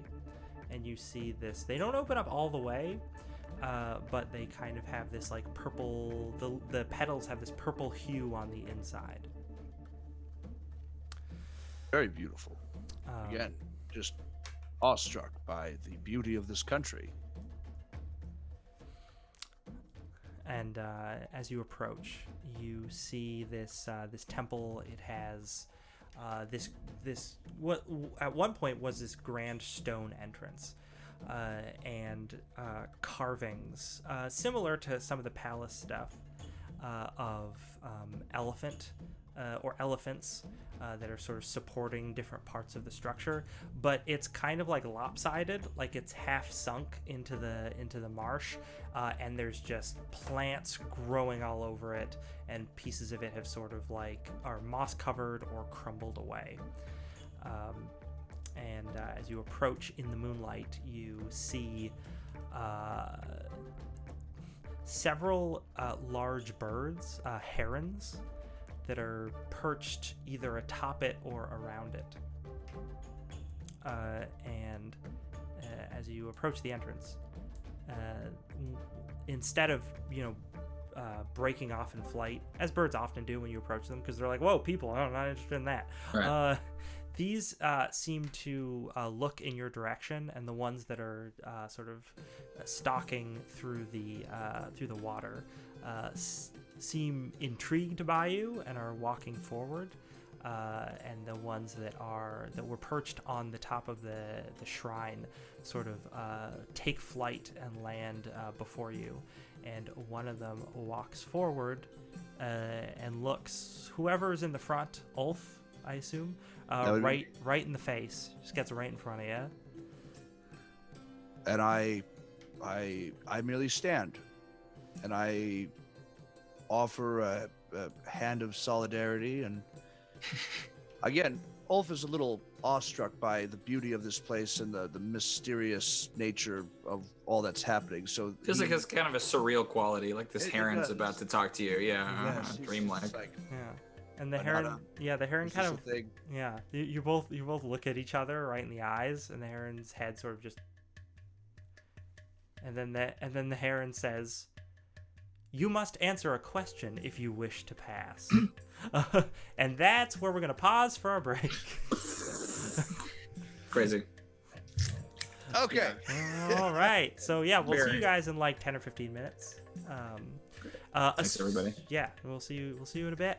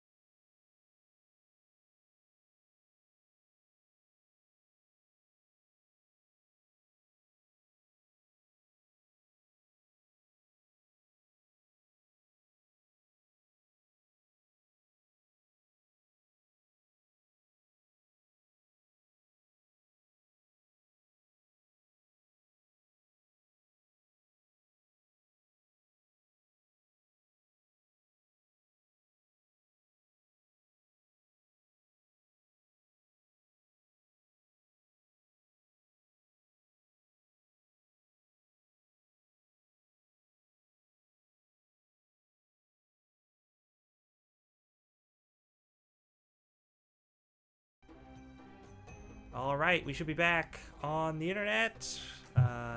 Intrigue in the You're Ivory Kingdoms. The most surreal, dreamlike episode. I've been. There's two things. I think I put it in the packet for everybody. But there's two of my big influences. Oh wait, maybe I didn't. I don't know. But two of my big influences were obviously Hindu mythology. Duh. And the other one is I've just been reading Jack Vance's The Dying Earth like a lot, and it's real weird. Oh and yeah, surreal. no, that was in the packet. I remember that being like, oh shit, it's gonna get weird in here. Yeah, that's cool. Old school. So yeah, there's. You also have chosen the adventure path that has the most Vancian stuff in it, which is good. So anyway. Our party. Hey, if you're tuning in and watching now, we're more than halfway through, so it's a bad time to jump in. But please stay with us. Everything's just been happening. It's crazy. It's chaos. Yeah. The party got a quest. They're heading off to Abishau, the cursed city. But on their way, they need to ford the Lotus fields and go through some other places too. But ford the Lotus fields. And in order to go through the Lotus fields, they've been told by a completely trustworthy man that they must go to the temple of Ganesha and offer something in order to move on. But yeah, so you got to the temple and everything was super pretty, and then these herons sort of came up to you, and one of them just asked you, you must answer a question if you wish to pass. I was using my spear as a stave to get through. I stick it down in the ground. I raise my hand. I would go ahead, guardian of the temple. Ask me your question. Oh, I also want to point out for reference, anyone who's seen the movie Labyrinth, the guy in the maze with the bird hat, who's like, oh, it's so stimulating being your hat. Oh yeah. That's what these guys sound like. Oh, that's the voice actor that you hired. Okay, that's perfect. Just put it in your head. That's your reference. Great, cool. So the bird to destroy any sense of surreality to it. Now yeah, they just have this odd voice to them. Cool. But they're just like, oh yes. I gotta open my notes. I have the question written down. What was it?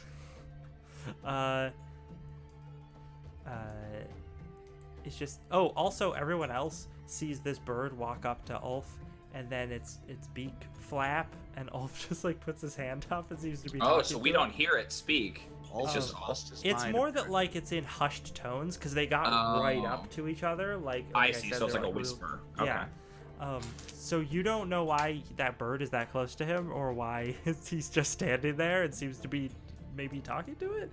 Yeah, I think Kawit, the bodyguard, like gets down and kneels. Like this has some significance to her. Like this bird is here, but I don't think that Synepset gives a shit.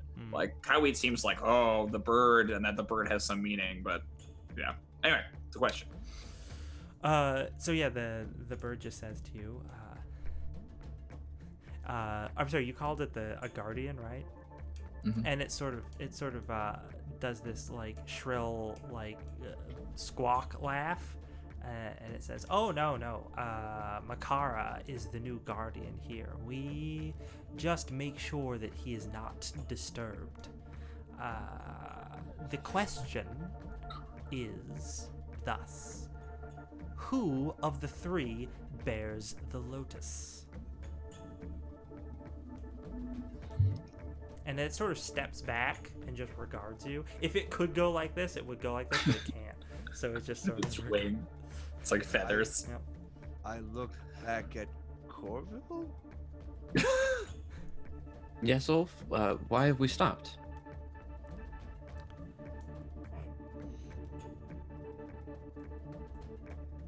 One with the flower. I think you cut out. Yeah, Josh, can you talk a little Oh, louder? I'm sorry.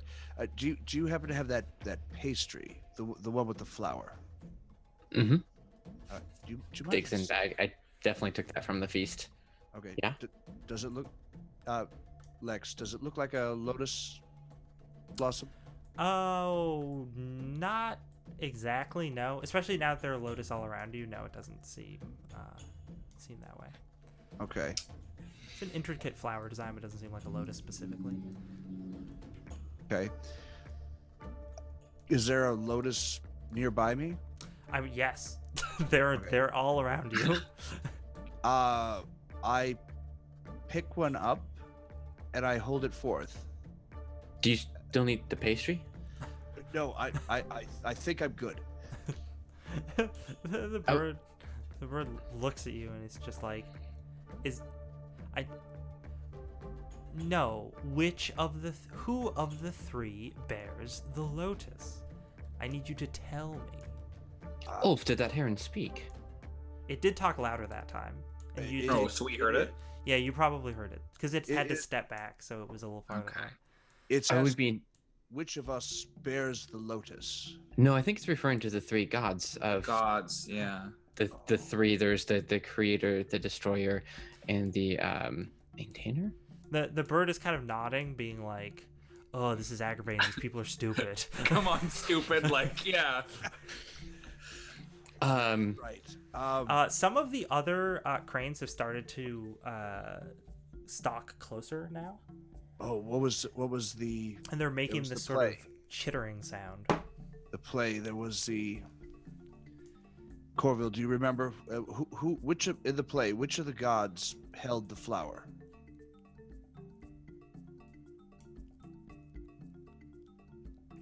I don't know if Corville has a better memory than me. This wasn't a week ago for Corville. Gosh, I think it's the creator. Would Anata know this? I turn to Anata. Anata, three gods: creation, destruction. Any of them bear a flower? Okay, so here's where I've tripped myself up. Anata would definitely know this, but it's not a challenge for you guys if my NPC answers it. I think before Anata answers it, a Synapsid steps forward and says, Atum Ra. That's what she says. And the I know it. She just steps and she says it. Knowing this, I mean, I obviously know that's not the right answer, Mhm. right? And Anata is just like, and the crane is just says, wrong, and then it sort of screeches at you. Sorry, boys. Yeah. It's okay. And something happens. Uh-oh. Let's see here. Do I have to make a save against breath? Did it breathe on me? It's not a. Don't worry. I'm so you don't ready have for to that. save I'm against so breath good at it. weapons. I'm ready to save against breath weapons. Breathe on me, please. Please. The also fun little thing about BX, it says in the saving throws thing, it's like, if you save against breath weapons, that means you're dealt half damage from the breath weapon, which is something that carried over into like it's later still game here. design. Yeah, we still have that. That's right. So I always thought that was fun. Let's see if I can find the thing in the book, because I just want to make sure that I don't do it wrong. There it is. Yeah, I think I know what these herons are, but we'll see.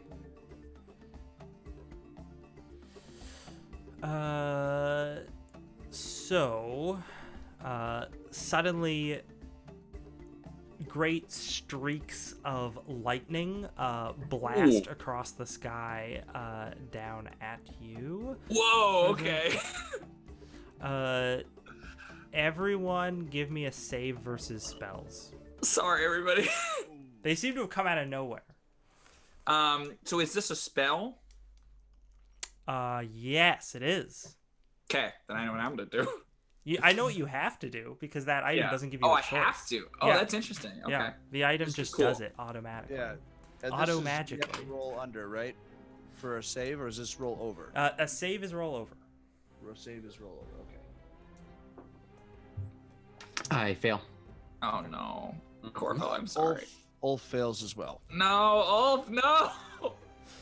So I can describe it if you want, but I don't have to roll because I want to describe it. Oh no, and Nata rolled really bad. Oh no! What have I done? So the Oh no. all three of these herons, or no, there's four of them. The four herons squawk, and lightning streaks across the sky, arcing down at each of you. And it hits, or I should say this. What you see is lightning arc down from the sky right at you. You don't notice anybody else. What Synepset notices is just this lightning bolt coming towards you, and it just glances off of you and back at one of the herons. Right. And you notice that there was just one coming for you, nobody else, and everyone else sees there's just one coming for them and nobody else. So people who didn't save. Oh, okay. Corville only takes 2 points of damage because I rolled the worst I could possibly roll. That's not so bad. Ulf, on the other hand. Oh no. Oh, here we go. How many hit points you got, buddy? I've got 14. Okay. You take 11 points of damage. Whoa. Oh no. This bolt of lightning just sears you. Yeah.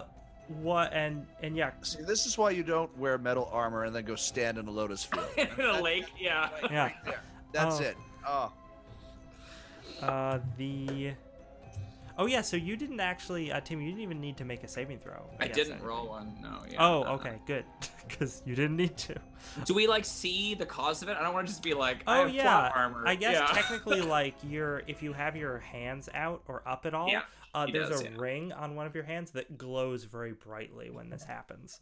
I think if it's cool with you, it looks like a scorpion. It has like a big scorpion tail curled up. Yeah, and it glows. Yeah, like it drinks it. And Anata also takes some damage, but not a huge amount. And I need to track their hit points. It's like, it's the what Corville sees is you get hit by this blast of energy, and then you don't see any energy streaks going for anybody else, but you do see afterward, when you're like clutching your shoulder or anything with this searing burn, you see that Ulf sort of stumbles backward and just looks like the whole front of his body is just badly burned, which is strange to you because you didn't see him get attacked. Well, what does the heron do? Are we free to go, or are we gonna get hit by this again? No, now we're entering combat. Oh God! You fool! Well, you wanted to fight something, Ulf. Here you go. You see, I 3 hit points. Third foot. 3 hit points is what I stuck with. Oh God! So all right. Combat has started. This is a round of combat, everybody. Is anybody gonna cast a spell or do a full retreat? Do we need to do initiative first, or no? This happens before initiative. Okay, I'm doing a spell. Okay, cool. All right. Now we roll initiative. So Corville begins muttering a magical phrase and holding their holy symbol. Who would like to roll initiative for the group? You roll 1d6. I will not roll initiative for the group. I could roll. Do it. I rolled a 1. Ooh, well, I was gonna say I didn't roll great, but I rolled better than that. So we want high here. Yes, you do want high here. Damn, come on. All right, guys. It changes up with everything. My fault. So, I did it too. I was like, I rolled 1. Oh shoot, it's initiative. Tell me the next time you're trying to find a secret door, then you want that Woo. 1. But there it is. Yeah. So monsters go first. And they just sort of begin like stalking around the group and like clicking their beaks. And what's going to happen? There's 4 of them, which I should make note of. Please not again. Okay, I want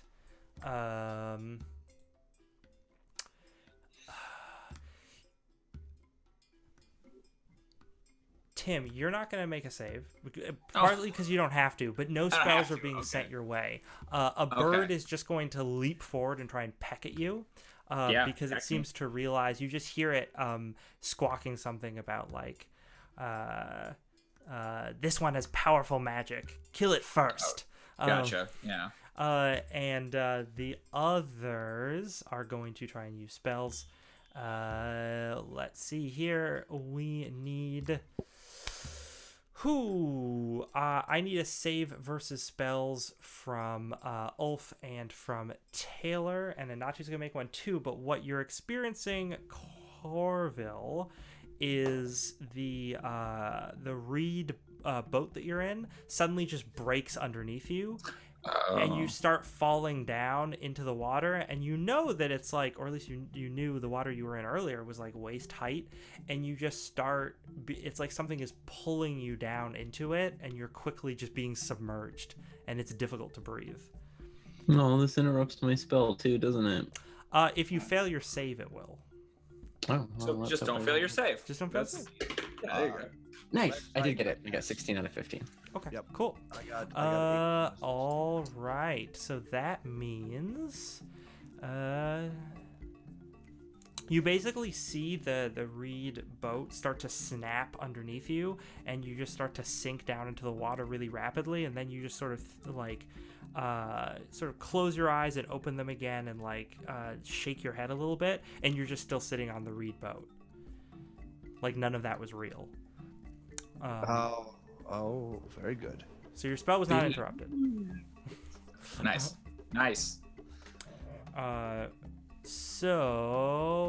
Ulf, I need you to save as well, as around you the vines from the Lotus stalks just begin to writhe and sort of form themselves into some sort of large.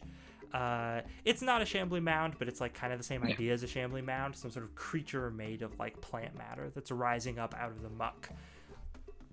Gotcha. I did roll, when you first said, I rolled an 18 and I have a 16. There you go. So Perfect. Again, this creature lunges at you, and you sort of wince, waiting for it to hit with your bad burns, and then the hit just doesn't come, and you look and you realize there's nothing there. Gotcha. Let's see here. Anata. Anata's not rolling well. Anata just starts yelling, and you look over, and he's just sitting on the reed boat, but he's just like thrashing around. So the one that doesn't like Senepset dives at you to attack. Cool. What is your armor class? 13. 13. It hits you. Yep. Pecking away with its beak, dealing you maximum damage. Oh. 4 damage. Oh, okay. I have a lot of hit points. I don't know. I have 17 hit points. Yeah, I was gonna say, when I have guests on the show, I usually give them on average 1 level more than the main party has, so they don't die as easily. Okay, so I take 4 points. So I'm at 13. Yeah. Okay. So She this gets pecked in the chest, this heron is still like right up in your grill, just pecking down at you and screaming like, kill the magical one.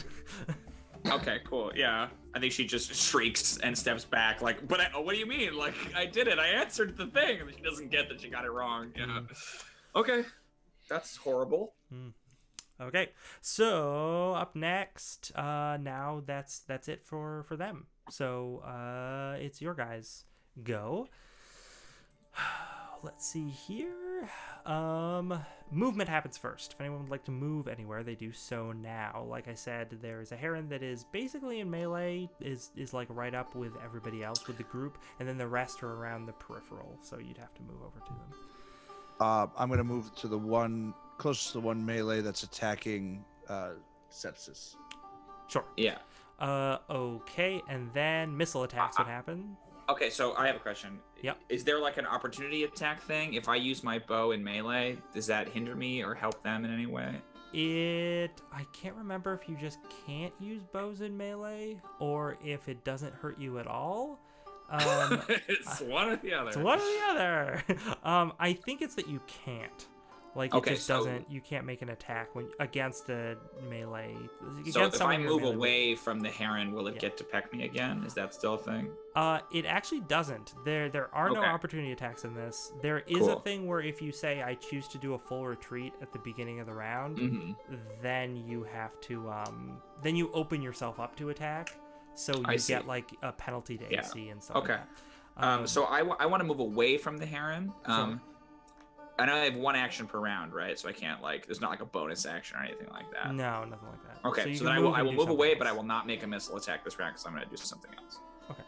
All right. Spells that are being cast happen. Did you already make a melee attack? Melee attacks happen after spells. I think, yeah. Oh, I okay. was closer to the one heron that was attacking. So Corville puts his hands on Ulf's back and says, while still holding the holy symbol, which is definitely not the Mozilla Firefox logo. Oh, I forgot about this from last session. It's like subtly different, but like it's the same. You know what I mean? Like technically, it's different. You couldn't get super over it. It says, "They're tricks of the mind, and you are stronger than this." And he casts Heal, or Cure Light Wounds, which is a 1d6 plus 1. I got a 4, so you get 5 hit points back. Nice. Thanks, Corville. I feel stronger, better. Time to kill some birds. All right. Just don't get struck by lightning again. Cool. Okay, so now melee attacks happen. All right. Ulf swings at the bird. Hey, Magical sword. What does that sword say it's good against? Birds? Hang on here. It says it is against +1 against birds.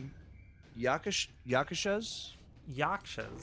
Yakshas. Or maybe it is Yakashas, I don't remember. But let me tell you something. Whoa. Those are a type of nature, sometimes good, sometimes bad nature spirits, so magical nature creatures, which is exactly what you're fighting. So you get to use the full powers of that weapon. Oh, sweet. So like even standing talking to them, the sword would have been humming. Oh, I forgot to mention that. Yeah, I should have said. No, that's okay. I should have asked. So all right, here we go. Well, you were also like in the dream state. Maybe you didn't notice until now you draw it and you see that it's humming. Right? Yeah. Like, oh crap, they're demons or whatever. Oh! Yeah, no. that's cool. Right. We're in trouble. All right, so with a +2, that's 18 to hit. That definitely hits. Okay. And so 1d8, and then it has to make a saving throw. Yep. All right. So I rolled a 5. 5 for damage. 5 for damage. Do I add anything again to it? So you add your strength bonus and you add +1 because it's a +1 weapon. There we go. So 6 total. Okay. All right. That bird is frozen in place. So you just sweep your blade across it, and some feathers and blood sort of fly off. And it seems injured, but then it sort of freezes up. Like it stops, like it's the chittering that it's been making, and it's just like it seems to be trying desperately to strain against this magic and cannot. I know melee happened, but can I kind of like tip it over into the swamp? Just like push it a little bit. Just push it a little bit. Falls It over. falls over. Donk. Okay, he dealt 6 damage. Just gonna make a note of that. All right. So that's it for round 1, I believe. Oh, okay. So I have a question. Yep. If I want to do like an incidental action, something like pass someone an item, like I was going to pass my potion of healing to Ulf, where would that have gone in each That's a good question. There isn't really a thing for that in there. All you do is attack and cast spells. Yeah, that's fine. But I would make that as like part of movement. I think would make the most sense. Would it be possible? We can do it next round if you want. I could have Synopsis just be so like shocked that this happened that I can delay it. But yeah, I'll just do it next round. I just wanted to pass you a potion, buddy. I appreciate it. Yeah. Yeah, I'll do it next round. That's fine. So let's see here. Okay. Would anyone like to cast a spell or do a full retreat? Not me. Okay, who's rolling initiative for the group? I can go ahead and give that a go. Yeah, do it, Corvo. Unless I heard you No. already rolled. You got it, dude. I was gonna say Corville doesn't actually believe these things are evil, so he's not gonna roll protection from evil. And I got a 6. Ah, you succeed. Whoa. Nice. Okay, you roll from now on. Yeah. Yep. I was not doing us any favors last session though, Oh yeah. which is why I switched to physical dice. So the let's see here. So the creatures, one of the creatures can't move. Another creature is pecking away. Or no, I'm sorry. The one that was pecking is the one that currently can't move. The others are standing around the peripheral, chittering. You realize, I think, because you are a spellcaster, that yeah, they are definitely like chanting stuff, and seem to be consistently trying to cast spells. So since that's technically what they declared at the start of the round. You guys are going first, so whoever would like to move, do that now. I will. Snipset will reach onto her side and pull out this little vial, and will like rush forward. And you have a shield, Ulfric? What's your situation? I do. I'm sporting a shield and sword, so. Okay, cool. She will just sort of like thrust it in your direction, like not really realizing that you don't have like a free hand. Like, take it, please. Like, she's horrified by her action. I don't know what you want to do with that, but she passes you a potion. I'll grab it with my mouth. Yeah, right. Just, like, pop the cork and Yeah. gulp it and spit it. Sure. Be like so practiced. I Like swallowed obviously the done cork. this before. Yeah. I'm a real man. I drink my corks. All right, go ahead that's and great. roll your healing. Yeah, go for it, dude. Is 1d6 right, or is it 1d4? I think it's 1d6 plus 1, like the healing spell. Okay. The healing spell has some other extra cool stuff it does. Like if you're paralyzed, it'll remove that. There it is. Mhm. Well, so that's a 6. Ooh. Nice. Nice. Thank you for that. That Mhm. puts me back up, and then we could go mess some birds. Do it. Mess up some birds. Okay. That was movement. Does anyone do any missile attacks? I will take out my bow then, unless that counts as my action or whatever. And No, I'll you do shoot at that. somebody. I, Great. I believe. So I will not shoot at the one that, because I think I'm. Oh, but if I'm next to Ulf, can I still shoot my bow at somebody else, or I just can't shoot it because there's a paralyzed enemy next to me? Yeah, right? they Like, don't is that- count because they're paralyzed. Cool. They can't do anything. Then I will shoot at a different one of the ones that's chanting to try to stop them. Whatever is most convenient for you Sure. to track. So I just roll d20. Yep. And add my add your bonuses. So Should be add plus. add your dex bonus to hit, not Yep. to damage though, and Yep. your Magic, right? 'Cause it's a yes, I plus gave one. you a +1 weapon, so also +1 Cool. from that. Great. So it's +2. I rolled a 2, so it's a 4. Oh no. Not gonna hit. Yeah, cool. So it just goes into the night. Okay. Lex, is there anyone around 4 melee before we move up? Before we Oh, move forward? there's that paralyzed bird, but you're not in melee with anything else. Okay. I stuck my spear next to me. Mm. I'm going to briefly sheath the sword and then chuck it at one of the birds, if that's allowed. Yeah, sure, if you want. Okay. We'll give that a go, since I failed to move closer. Oh, that probably won't do it. 12? 12 will not hit. Okay. Oh. So, Spear goes wide. Okay. No one was casting a spell.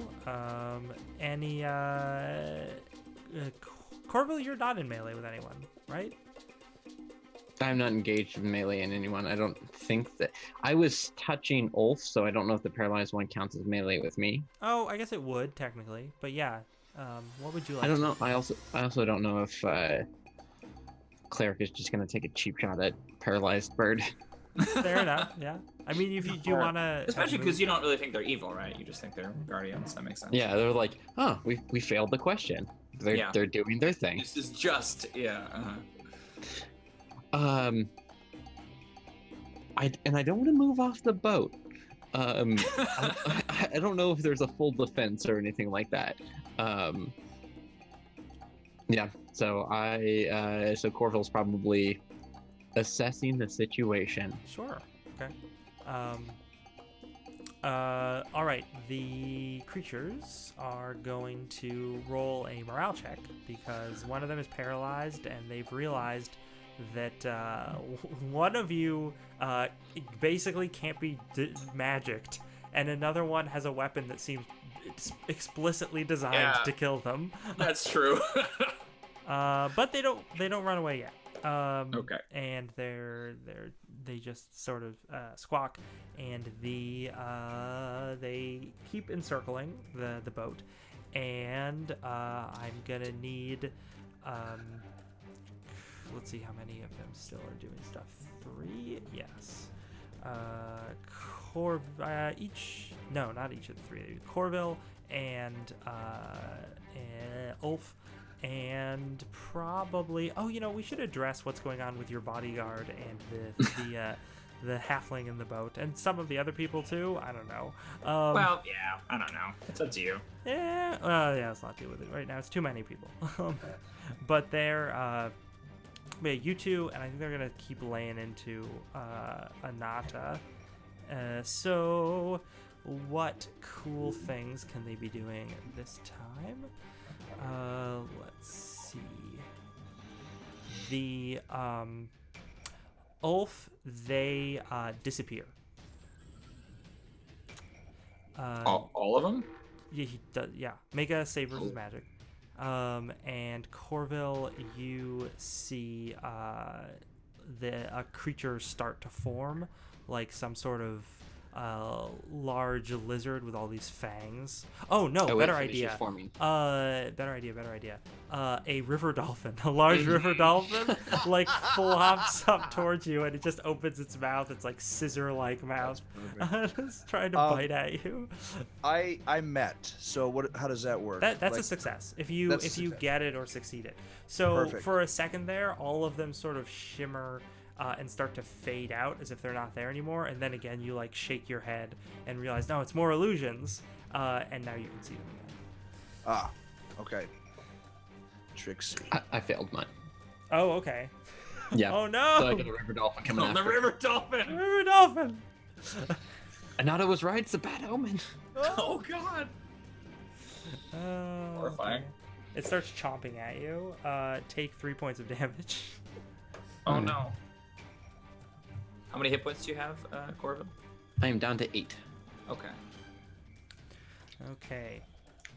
And that's them. And the paralyzed one is still paralyzed. There's actually nothing in that in the description of that magical ability for weapons that says that they get to be unparalyzed. I guess they have to have an ally that unparalyzes them. Yeah, or it's like a number of like turns or something, and a turn is 10 minutes. So 10 minutes, yeah, right. Yeah, so it's like, I think for all intents and purposes that one is not moving for the rest of this combat.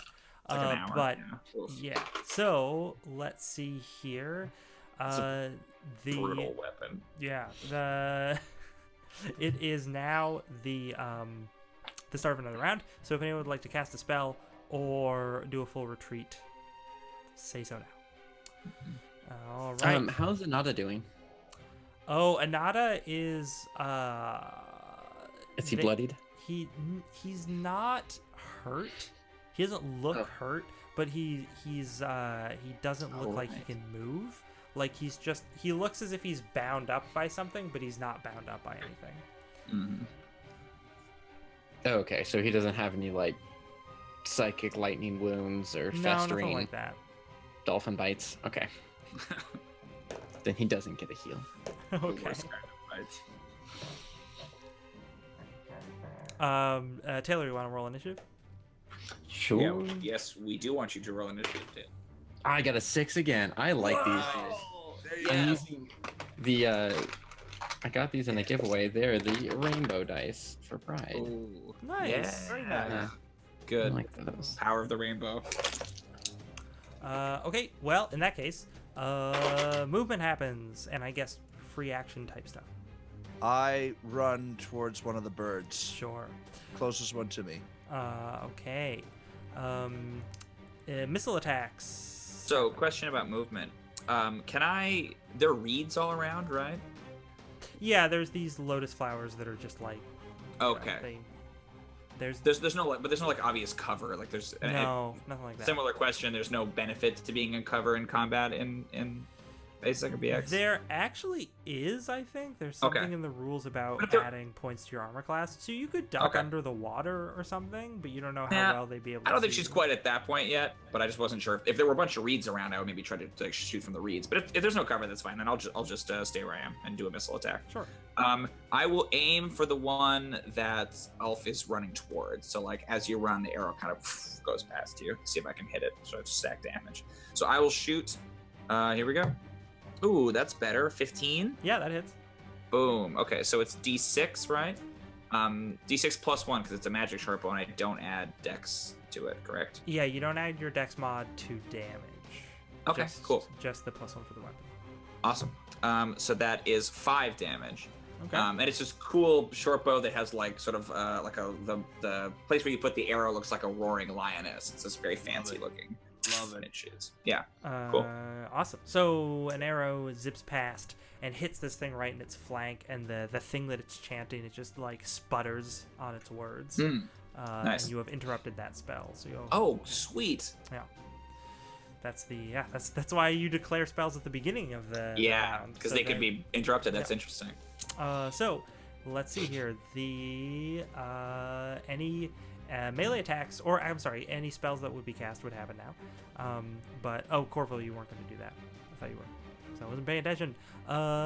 Ulf, make your melee attack. Here we go. Oh yes, there we go.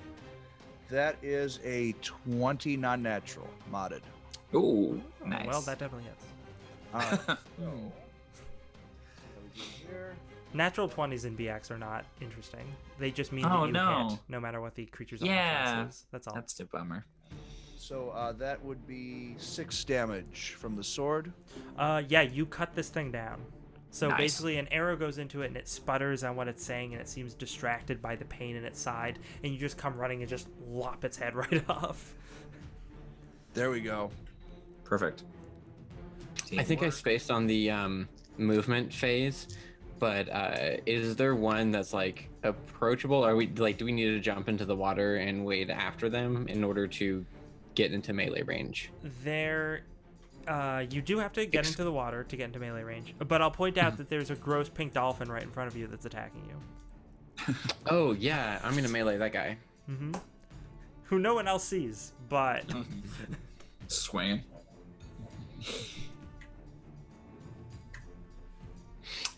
Right. Does he make an attack against an illusion? Is that a thing? yeah, that's the rules. Oh, interesting. Huh.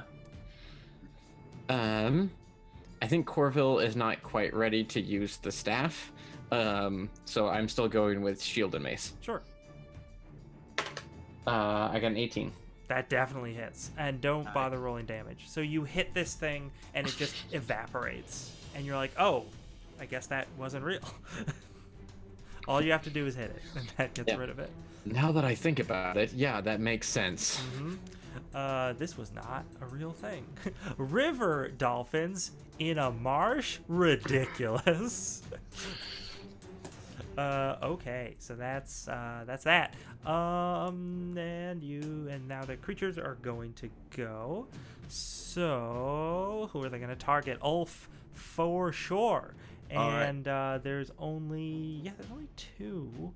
One of them is going to try and peck at Synepset again. Yeah, bring it. Okay. It hits. It's cool. I can take it. And deals you 3 points of damage. Okay. They don't deal very much damage with their beaks. They're really meant to cast spells. I'm really not too upset about them not dealing very much damage. I think that's fine. Yeah.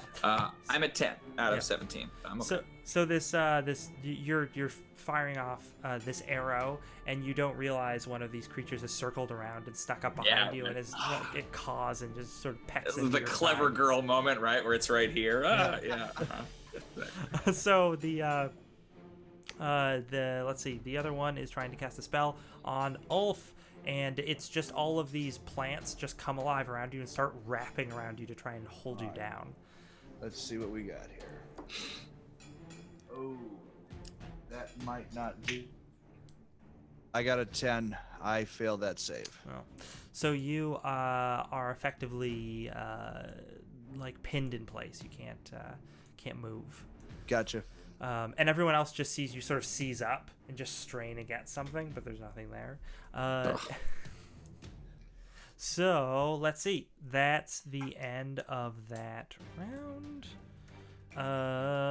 The creatures are going to. I think they're both gonna try to cast a spell.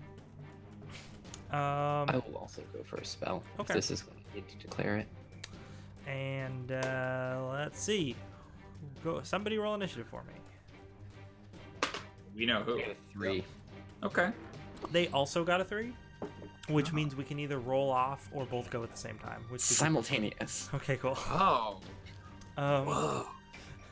Yeah, there's a whole thing in the rules about it where if two people make melee attacks against each other with the same initiative and they both deal lethal damage, they both die at the same time. They kill each other. Yeah.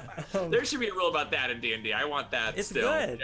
Yeah. That's very dramatic. Yeah. So the so that means movement happens. Okay. I want to scamper away from this bird because it tried to peck me. Just 5 feet. The bird follows you. It acts at the same time. Oh no. Okay, yeah, that's fine. That's interesting. Cool. So I think I scamper back, try to get the bow ready, and it just like hops up with its and it's like it's flapping its wings. It's like half flying, half running towards you. Okay. Okay. Cool. Does it cost movement to switch weapons if I want to go melee on this thing? Yeah, but you just used your movement. But I would probably put that during the movement phase. Okay, so yeah, I'll just drop the bow then. Okay. It falls with a plop into the water, and you can no longer see it. Oh no! Oh no! You could probably find it again. The water's not that deep. Yeah. But that's true. Okay, cool. But yeah, so the thing is like squawking at you and coming forward, and you as you running backward, you drop your bow, splashing through the water. Anybody else moving? I mean, Ulf can't. Let's see here is Taylor, were you gonna move? I was thinking about it. How far away is Snepsit from the boat now? At this point, a good ways actually, because they moved farther from it when they were ranged attacking, and then they just moved a little farther. Oh, okay. Did the herons approach us? Were we all on the boat when the herons went up to Ulf? Because Ulf was in the front, right? I kind of assumed that I had stepped off the boat to answer the riddle because it pecked me, right? So, I mean, I could be far away. That's fine. But I don't know if I'm outside of Corville's ability to reach me, if that's what you're trying to do. It's a good. I'm gonna roll to find out. Yeah, I'm cool with that. You're too far away to reach to be reached in one movement. I think I'm like scrambling away from this thing. It makes sense. I'm not really thinking. Yeah, especially if the bird is between you and the boat. Yeah. Okay. Cool. Well, in that case, I'm getting closer to Ulf. Yeah. Good. Okay. Okay, so this doesn't have to take a super amount of time, but how does healing spells work outside of combat? I only get 2 spells, so I can only use 2 spells for today? Is that? Yep. You use 2 spells today. Whoa. Oh, okay. Be careful how you use them. Did you use one in the earlier fight? Didn't you guys fight today? Oh, yeah. If that counts as today. What? I'm sorry. I would count that last session stuff as like a separate thing. Oh, okay. For the sake of drama, probably. Yeah. Cool. But yeah, so. Okay. So you have just cast one spell for the purposes of Yeah. this adventuring day. But yeah, so also I'd probably be more of a stickler about that if you were in a dungeon currently, but you're not. Right. So I'm not as worried. Overland stuff. Anyway, yeah, let's. So you can get all the way to Ulf because Ulf is, I would say, is probably not quite as far as Synapset. Touch into Ulf then. So you get over to Ulf. The creatures are not doing any missile attacks because they don't do that. One of them is going to try and cast a spell on Taylor, on Corville. And what kind of illusion is going to beset you? Probably some sort of winged creature swooping down, something like a large bat, just swooping down, trying to take a bite out of you. I got a 16, so You succeed. So yeah. So yeah, you see this thing and you just kind of wave it away and it turns to mist. And let's see, that's spells are going off, so that happens. I'm doing a heal spell on Ulf again. What are your hit points at now? I'm at 15 out of 18, so I'm okay. If you want to say. Oh, Yeah, right, because you got the healing potion too. Mhm. But if you wouldn't mind giving me a good shake, maybe, or a slap upside the head, that would I don't know if that works, but Yeah, is that a thing? How do you get out of paralysis? I mean, that's not. It's Oh, you know, it's a spell. Yeah. This is interesting because it sort of is like paralysis, and the healing spell cures paralysis. So in this particular situation, I would probably let that work. But he is definitely he's straining against something that you can't see. So you assume he's under the effects of a spell, but unless you wouldn't really know how to deal with that.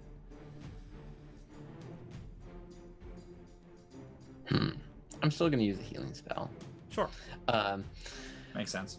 Yeah, I was thinking that you were lower still. But this will still get it done. And I only rolled 2 anyway, so you get 3 hit points. health, I appreciate it. Thank you. And that would, like I said, in this particular scenario, that breaks paralysis, which means you are, the spell sort of fades away from around you. And now melee attacks would happen. Ulf, you kind of lost your movement there because the spell was affecting you. So you're not near melee with anything, unfortunately. I would like to make a melee. I'm sure that this heron will want to melee me as well. It is going to do that. Okay, great. So I suck at this. I have an 8 strength, but you see she pulls out this elaborate sort of gold enameled khopesh, like a sickle sword, and slashes at the heron. We'll see. I got an 8. So is this Yeah, like I was gonna say the miss? creature only got an 11. So Oh, okay. So we both miss each other. Yeah. Cool. I'm into it. cool. Great. All right, new round. One creature's going to cast a spell. The other one's going to peck at Synapset. Who would like to roll initiative for the group? Taylor. I'll give it a go. Oh no, I got a 1. Luck ran out. Okay, Sorry. you're out. You're done. You're done. You're You're cut out. off. No, you're not rolling anything anymore. So the creatures got better. Let's see here. They are going to the one in front of Synapset's going to peck at you. Does a 14 hit you? It will. I have 13. Yeah. 3 points of damage again. Okay. I am at 7 out of 17. And the spell of the other one is going to go off, targeting Corville. What would be a good thing? Man, I've thought of all my good illusionary things. I've gone through too many illusions. I like their commitment to coming up with a new illusion each time. Yeah, they know. don't repeat Saw any through the dolphin. I need a new creature now. that's very gauche. Like, don't repeat an illusion. I mean, they really care I'll know about their the dolphin's craft, fake. like a lot. yeah. They Well, whatever it is, lay it on me because Corville gets it. okay. That was a fail. Okay. So yeah, I was gonna say that they probably it's probably something again to sort of you like everything around you fades away, and it's like you're just lost in a mist. So you're just splashing around in the water and you can't see anybody. Knew I should have stayed out of the water. I'm lost in the water now. So it is that's them. Yeah, because there's only 2 of them that can do anything. So you guys, movement happens. All right, I move towards the nearest one. Yes. I think I cry out, Ulfric? Like, I this move thing is towards pecking that at one. me. Yep. Yeah, I move towards that one. Okay. Sweet, help me. Cool. I wander through the mist. Yeah, Corville looks very confused. Just like goes off in some random direction. Yeah, just right? sort of feeling around, being like, what? Corville, I'll be back. Ulf, is that you? Yeah, you heard Ulf, but you didn't see him. Just stay put. Okay, so that you move over there. Missile attacks happen. I don't think any of those are happening. Spells happen. None of those are happening. Melee attacks. Here we go. Come on. Yeah, I got one too. Oh yes. Nice. There we go. 17. Hits. Love these dice. Oh, they're so nice. 12 isn't a hit, right? No. Not enough. So I got close. That's okay. All But you I got him right off. Yep, I got a 17. So here we go. That's 5 plus the 1. So that is 6 points. Oh, it's gotta make a save too, right? and This it is- failed that save. Ooh, So yes. he cuts freeze into tag. it. Yeah.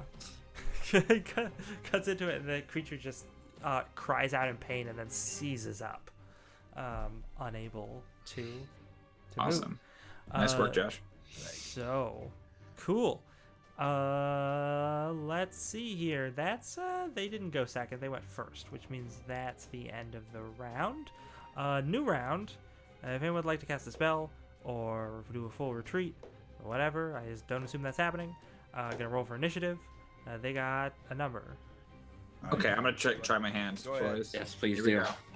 I got a 5, so. You succeed. You get to go first. Ooh, nice. Okay.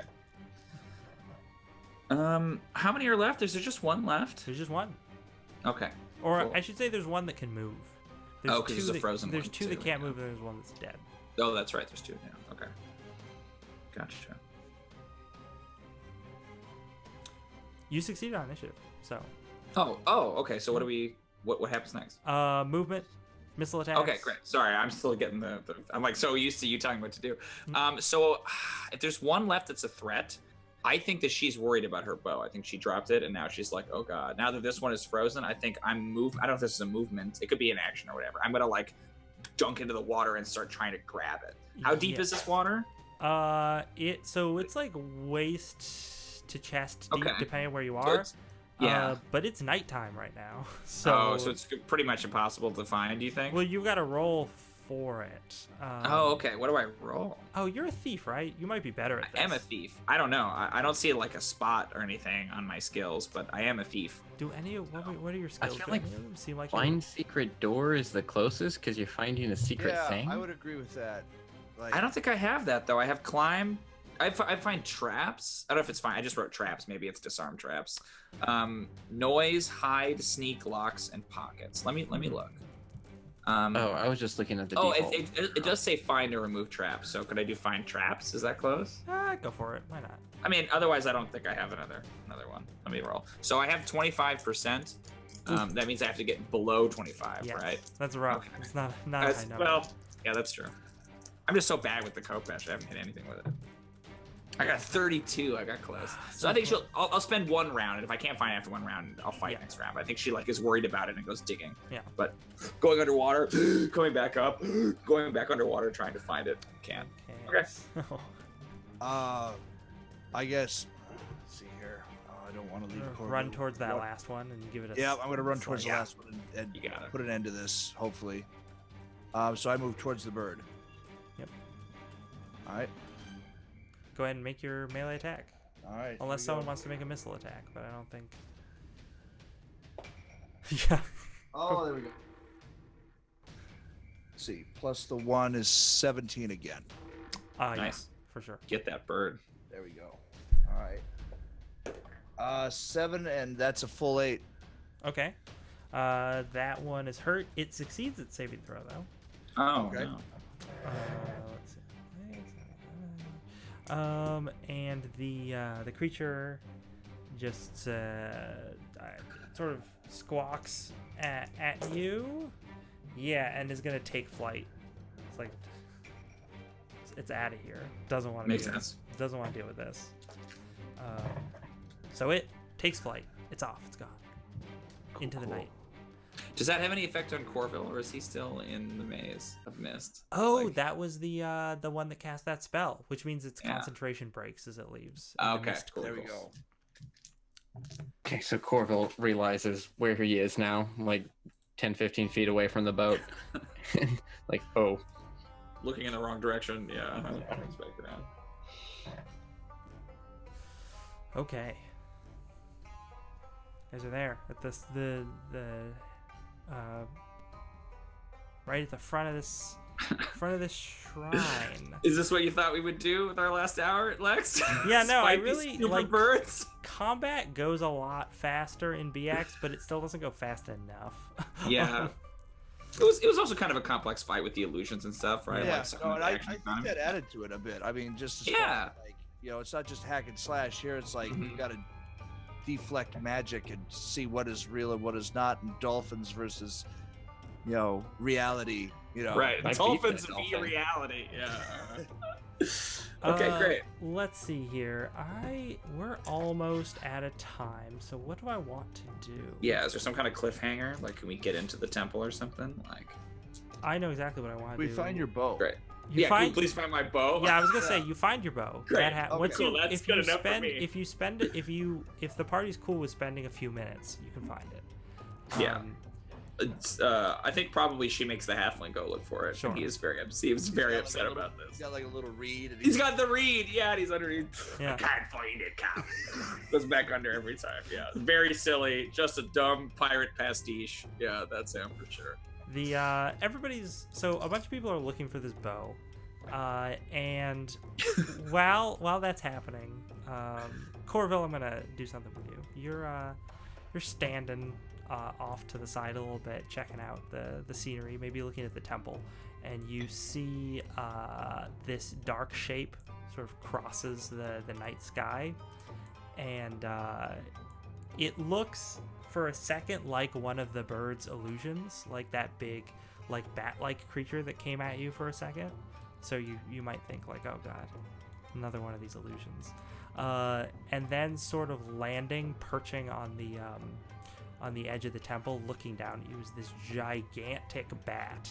It's like 12 feet or something, like tall. It's very, very big, and everybody else sees it too. And it looks down at you, and it has the it is like a flying fox bat, so it has the fox face. And it looks down at you, and its ears sort of twitch from side to side, and you just see these giant ochre-colored eyes just regarding you. And it sort of looks down at you, cranes its head a little bit, and then it leaps off of the side of the shrine, and its claws just grab you, and it flies off towards the tree line. What? yeah. So there's probably a moment when like it lands and like takes a moment to like look at Corville. Corville looks at it, Yep. and he says like half to himself, half questioning, but knowing it's not really loud enough, but maybe it's a bat. He says Makara. Oh, Because that's yeah. what the Guardian was. But yeah, then he gets swooped and he's like, oh no. Yeah. That's awesome. That's like the last whispered line. Yeah. Makara? Credits. Yeah, that's cool. Oh, that's nice. I'm into it. And that's where we're gonna stop. Cool. Sweet. Thanks, Lex. That was a blast. Thanks for running it, buddy. Yeah. Yeah, Ooh, great. I have so much planned for that freaking temple. Oh, I'm sorry. You guys I get didn't mean in to there. derail us, everybody. I'm glad no one died. I was so worried. I was like, what have I done? I took like 11 points of damage. Yeah, brutal. So like later, I know we're done and all that, but like going to Anada, what was the answer to that? Oh, yeah, right. Who has the Lotus? This is the after the credits. Yeah, yeah. no, Taylor was completely correct. It's the creator would have been the correct guess. We should have. Sorry, man. Crap. You No, could've it's just- and I should have been taking better. I should have remembered that. No, It's that's like okay. Lotus blooming and all that. Yeah, that makes sense. It, Yeah, it makes sense, creation. Thanks for rolling with the silliness, guys. Which No, I thought was yeah, like, no, I thought it was great. Cool. Great. Whew. Oh man. Fun. Okay, so that was, hey, everybody watching at home, that was session 2 of Intrigue in the Ivory Kingdoms. Ooh, the most surreal session yet. It's only going to get weirder. Actually, no, next session will be a little more concrete, but it is going to get weirder later. I just got carried away by a bat. You were We're not spirited even away going to by the a temple. bat. We got to rescue our cleric. Yeah. Right. Like. Well, I'm sure we'll answer it next time. I was like, dude, I have so many questions about this bat. What's going on? That bat. Okay, we'll talk about it. That bat is very. There's a very specific thing that bat is. That, I'm excited to hear about it. But yeah. So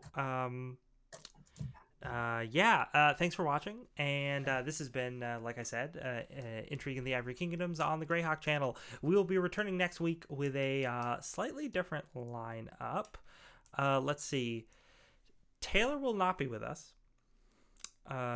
Yeah, Oh, it's that worked it's out. almost like I planned Oh, this that makes- specifically for that There you reason. go. I was like astounded. I was like, what? How are we gonna do next time? Yeah, that's So Taylor will not be joining us, unfortunately. But we will be joined, I believe, by Katie and Cole, and also by Tim. Tim will be back next session. yes, next week. I'm excited.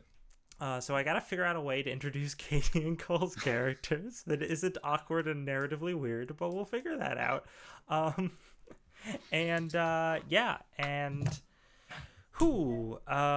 don't people go around and say what they do on the internet and where they can be found? And let's start with Tim. Great. Hey guys. So thanks for watching. I'm Timothy. I'm one of the 2 members of Experience Points. We are a sort of D&D content creating group. We have 2 seasons of a web series you can watch on YouTube called Experience Points, and I am currently running a podcast, an evil campaign called All Hail Yogg, which you can find most podcatchers everywhere. Very nefarious, very fun. You can find us on Twitter at XP Web Series or on Patreon at XP Web Series. All right, patreon.com/XPWebSeries. Yeah, check her stuff out if you like it. And I can't wait to come back next week and find out what the hell that bat's all about. Great, that's me. Very cool. All right, Thank you. Taylor. I am Taylor. I he him pronouns. I am a game designer as Whimsy Machine Media, which has recently, as of a couple hours ago, just migrated to Patreon. So I'm on Patreon at patreon.com/Whimsy Machine Media, where you can support where I make games, such as 1,200 Words, the 5-part anthology of tiny RPGs about mental health. You can find me on Twitter at Taylor_CS, and you can follow the official account at Whimsy Machine, where I just retweet the vaguely business-related tweets from my personal account. Nice. All right. Yeah, I didn't realize that Patreon was launching today. I'd forgotten. Or Yeah, I that's didn't awesome. know. Congrats, man. That's a big Very step. cool. All right. Last but not least, Josh. Hey, I'm Josh Reisted. I am a co-host on a podcast called Detentions of Dragons, where we help bring Dungeons and Dragons and other RPGs into the classroom.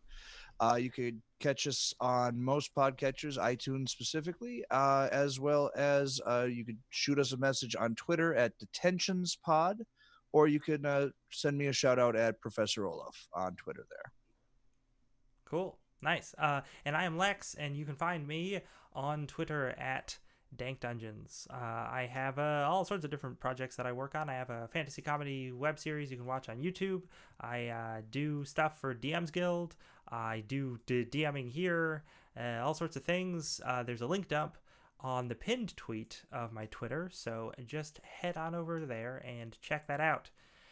Yeah, thanks for watching, and we will see you next week, 8:30 Awesome. Eastern Time. Thanks, everybody. It was so much fun. Next time. Thanks for playing with us. Yeah, great.